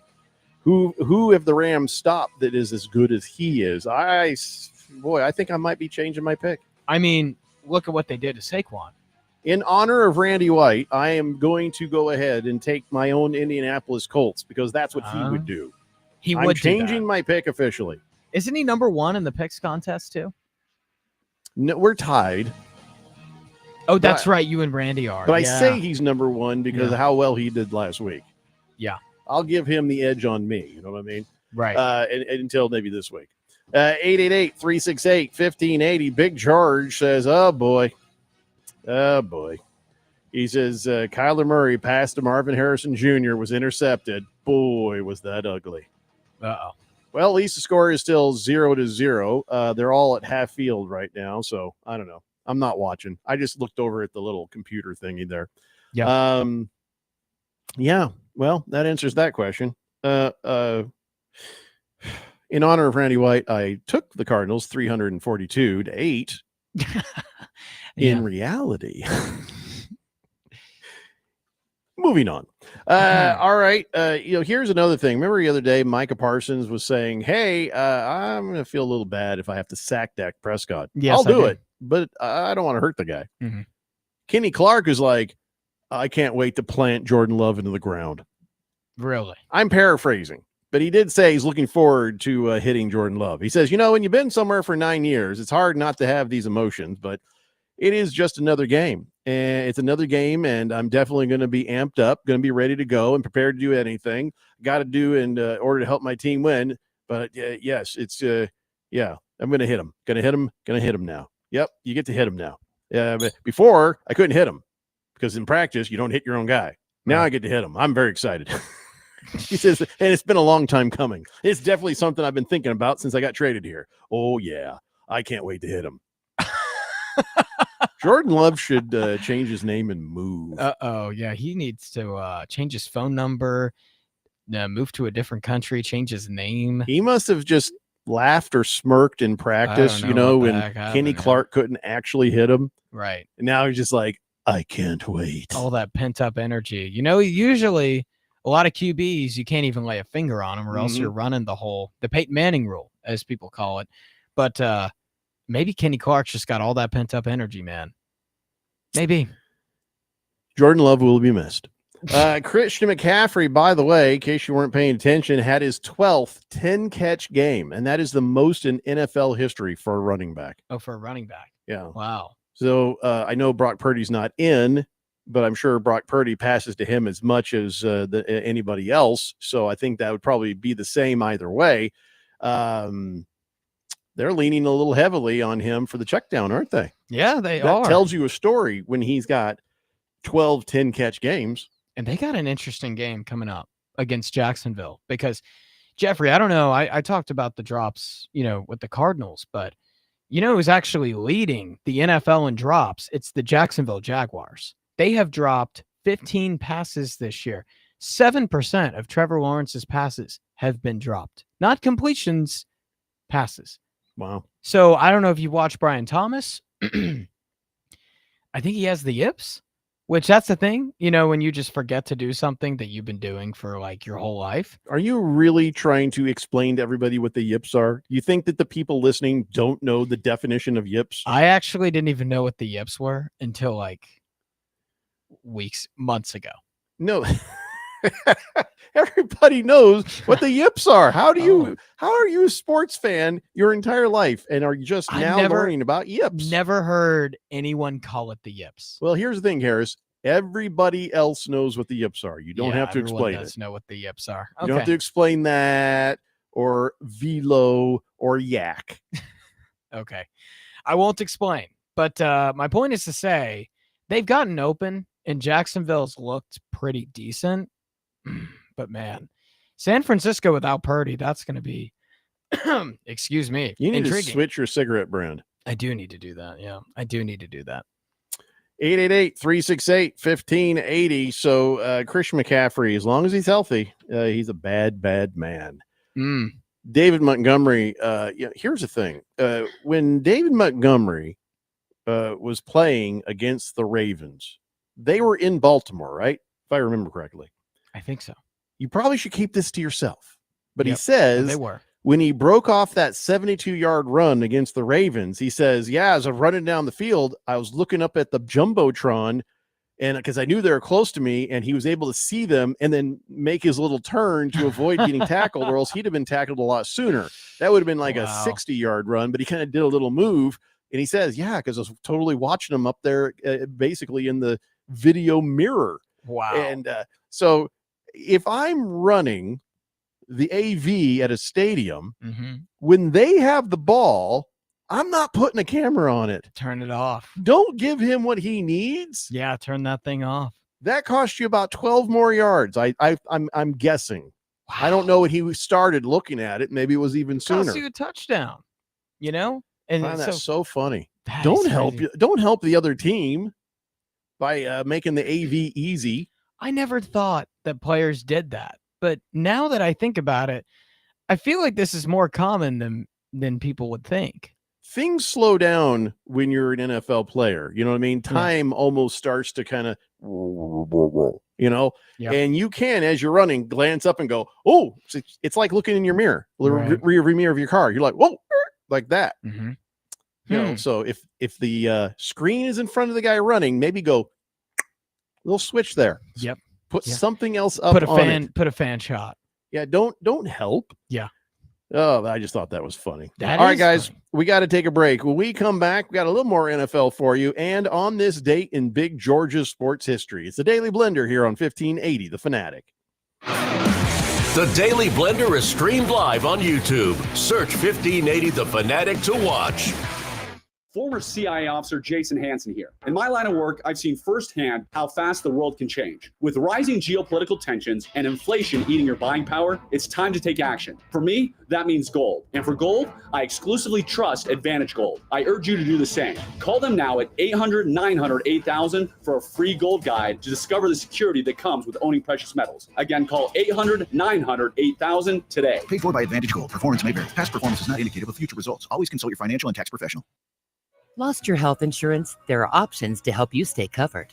Choices include Medicaid, individual and families, Medicare, and group plans. Blue Cross Blue Shield of Arizona is a local nonprofit health insurance company that can help you understand your options, no matter who you choose. Stay covered, Arizona. We've got your back. Learn more at azblue.com/options or call 1-877-475-8454. This message is brought to you by Blue Cross Blue Shield of Arizona. 80% of youth in Arizona don't drink, smoke, or use drugs. Want to know the reason why? It's you. Kids say not disappointing their parents is one of the main reasons they choose not to drink or use drugs. Visit talknowaz.com because while you might worry you aren't getting through, you are. Keep it up and stay up to date about the latest Arizona drug trends at talknowaz.com. Sponsored by Substance Awareness Coalition Leaders of Arizona. Whoa, what was that? I call that my opening drive. You like it? Oh, man, you didn't used to do that.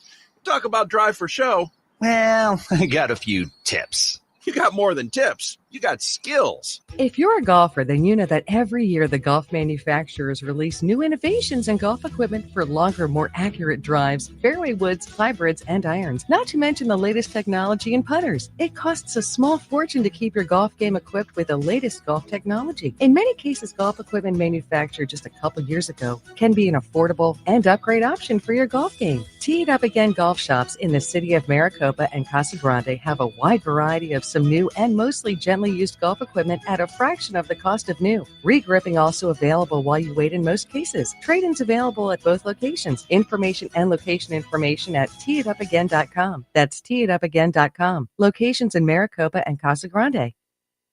Before you fly, take a trip to your local MVD office or authorized third-party provider with your required documents and get the new AZ Travel ID with the Gold Star for your new driver's license or ID. Starting May 2025, this new AZ Travel ID gets you through TSA security checkpoints. It's quick and easy. Think of it as your license to fly. Learn how to get your new ID at aztravelid.com. Sponsored by ADOT in partnership with the Arizona Broadcasters Association and this station. We talk sports.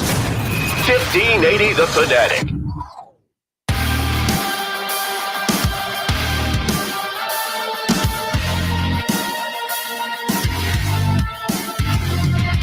Oh, brother.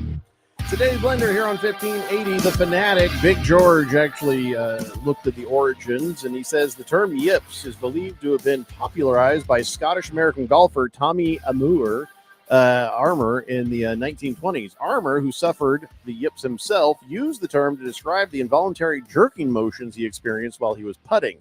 The term may have been derived from the slang word yip, which means to jerk or twitch. Over time, the term has spread to other sports, is now used to describe any sudden, unexplained loss of motor skills in athletes, or just slumps.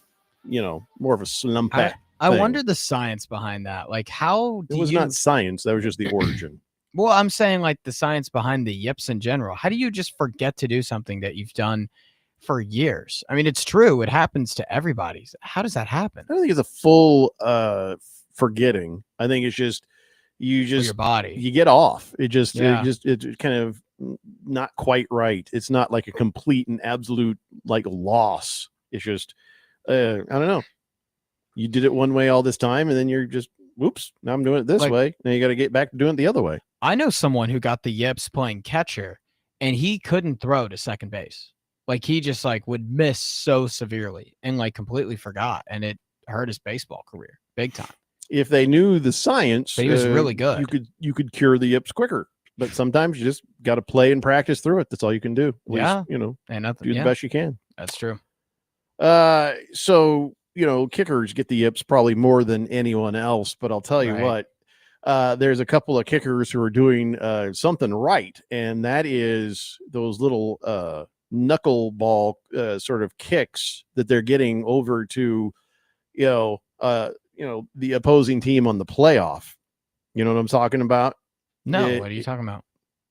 Okay, so there's a couple of kickers who are able to, get that kick to sort of, I don't know, like a knuckleball sort of thing, kind of, and then it kind of falls in a weird way around the 20-yard line.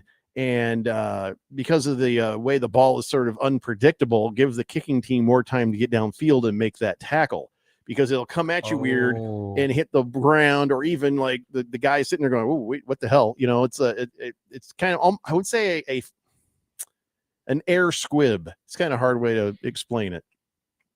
So these knuckleball kicks, Joshua Carty nailed one against the Eagles that was like, oh, okay, is that on purpose but no, he did it again. And there's a couple of guys doing it, and now everybody's going to start to be like mad about it, because like, tush push, we can't do it. So now they're going to be like, you can't do that. That it causes more returns. I'm surprised you didn't see the knuckleball kicks. No, I didn't. You should later on, not right now, but like look for it on the Twitter, or do a search. Say, show me the knuckleball kicks 2025 season, and then you'll probably bring up the kicks I'm talking about. You're saying on touchbacks, on kickoffs. On kickoff. Yeah, not field goals. Yeah. No, just regular kickoffs. Wow. Anyway, so the Rams did it against the Eagles, and the Panthers, they've been doing it all season. Crazy. So look that up a little bit later on. But all I could think is people are going to be like, well, we can't do it, so we absolutely have to complain about it. Meh. Yeah. Okay, well, this is weird. Text line just went to a whole different screen. Like I got a text line ghost. This program has been giving me fits since they updated it. Really? Did you hear the story? Mike Tomlin is talking about 2024 when they played the Colts, and we have Anthony Richardson starting, and Joe Flacco is backing him up. He went to his team and he says, don't hurt Anthony Richardson. We don't want Joe Flacco in the game. A lot of PTSD there. And they immediately hurt Anthony Richardson. Or he hurt himself, more likely. Yeah. And then he came out. He's like, I said, don't put Flacco in the game. And what'd they do? Suddenly there he Put is. Flacco Great. in the game. I mean, Great. Flacco's had years of just burning Pittsburgh, too. Some of those late 2000s, early 2010s Ravens teams. I remember that year, was it 2011, when Joe Flacco looked like a combination of Peyton Manning and Tom Brady for like a month? That playoff run? He has it in him sometimes. Sometimes you see it. Well, listen, he was a good quarterback. And then, of course, there's always scenarios and situations, so he has the capability, he's just getting old. Yeah. Choro says, Mr. Fantasy, the Kings tight end just scored. Hopefully Latin Leper started him. I think it's Latino Leprechaun. And AJ Barner whipped the touchdown. It's now Seahawks 7, Cardinals 3. The first quarter is on its way to coming to an end. Clammy Goose says, Harris, fatherhood is calling you next. Wait, why did a text from 349 pop up? This text line is going goofy. Yeah. Hopefully he's wrong. That's kind of a weird text to come back up. Yeah, that is a weird text to come back up. It's almost like, I wonder if he's right. The prophecy. Oh, no, we can't. Not now, Jeffrey. Not now. When are you thinking of settling down and starting that process? You know what I'm saying? Yeah, I know what you're saying. I think we're not at this moment right now. It would be no. I don't mean you and her. Term. I'm talking about the you in general. What do you see is the right time? Because I personally think you shouldn't do anything like that till you're 30. Yeah, it all just depends on everything financially. Like I want to say, in that case, you shouldn't do anything. I want to say late 20s, early 30s. But don't wait too long, though. Don't wait. Yeah, that's too true. long. That's true. Late 20s, early 30s. I feel like it's a good time. I'd say bare minimum wait till you're 28. Yeah. I used to say 26. And things have changed. Not just things have changed mature wise, but financially. Yeah. I'm just saying it ain't easy out there. It's not. It's expensive to buy a house, and people are getting married later. I think that has a lot to do with the housing prices, though. Well, more than anything, just wait on kids because they're annoying and expensive. This is true. This is from what I've heard. Yeah. How many kids do you want to have? 14, like Sean Alexander. Now we know what Harris's hobby are. Probably 2 or 3. Yeah, 2 or 3. You need to babysit 2 or 3 kids for a little bit. Really? Just to really see how that goes. Oh, I don't know. Just babysit some kids. Maybe. See how you feel about it. Okay. All right, ladies and gentlemen, it's time now for On This Date in Big George's sports history. Back in the year 1908, Chicago Cubs pitcher Ed Rulbach became the only pitcher in baseball history to ever throw a doubleheader shutout, when he pitched 2 shutouts in one day against the Brooklyn Superbas. No other pitcher has ever accomplished this feat in the major leagues.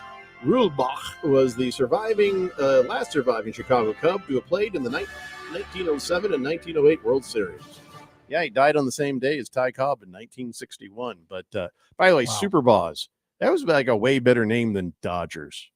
True. We've lost some good mascots, man. We've also lost some really bad ones. This is some true. really bad ones. But Brooklyn Trolley Dodgers was their name back in 1911.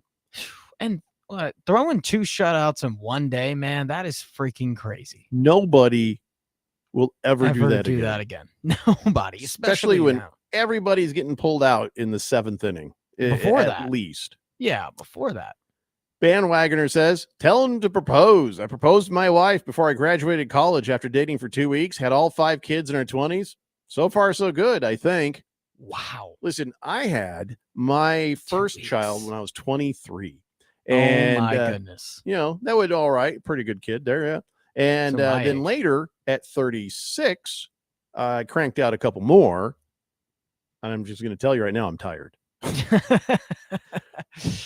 So try to get it all done at once. Yeah. And then after that, go see your doctor.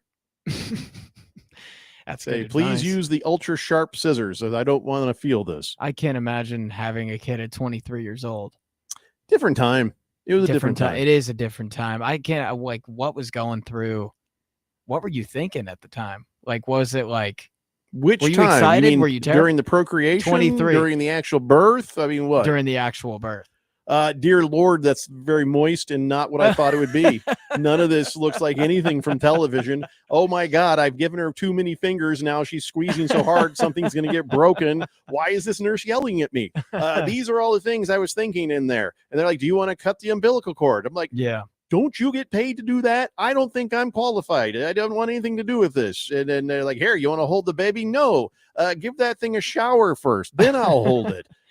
These are a lot of things I was thinking when that baby was coming out, Harris. You got to be more specific. One of my friends was saying, like, this first thought of when he held the baby was like, oh my gosh, I'm terrified of dropping this. I cannot drop this thing. Oh, yeah. That was what was going through his mind. We all go through it. And then after about a month, you're holding the baby with one hand, heating up the bottle with the other, and you're basically doing a juggling act. It becomes less of a big deal as you go. Sure. We were watching this show called Life in Pieces. It's a show from CBS where Colin Hanks and his wife are bringing home a baby from the hospital. And they're like, why would they give us this baby to take home? They should lose their license for this. But you get over it.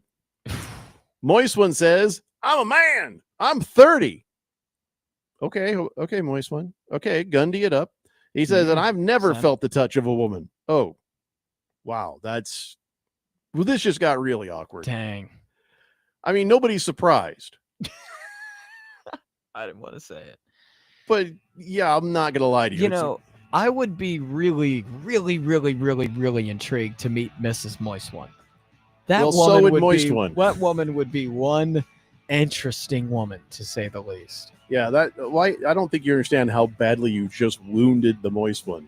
What do you mean? He wishes there was a Mrs. Moist One. A Mrs. Moist One? Yeah. One day, Moist One. There will be a Mrs. Moist One. And then a little Moist Ones. Oh, I can't even imagine that. Don't make promises. Yeah.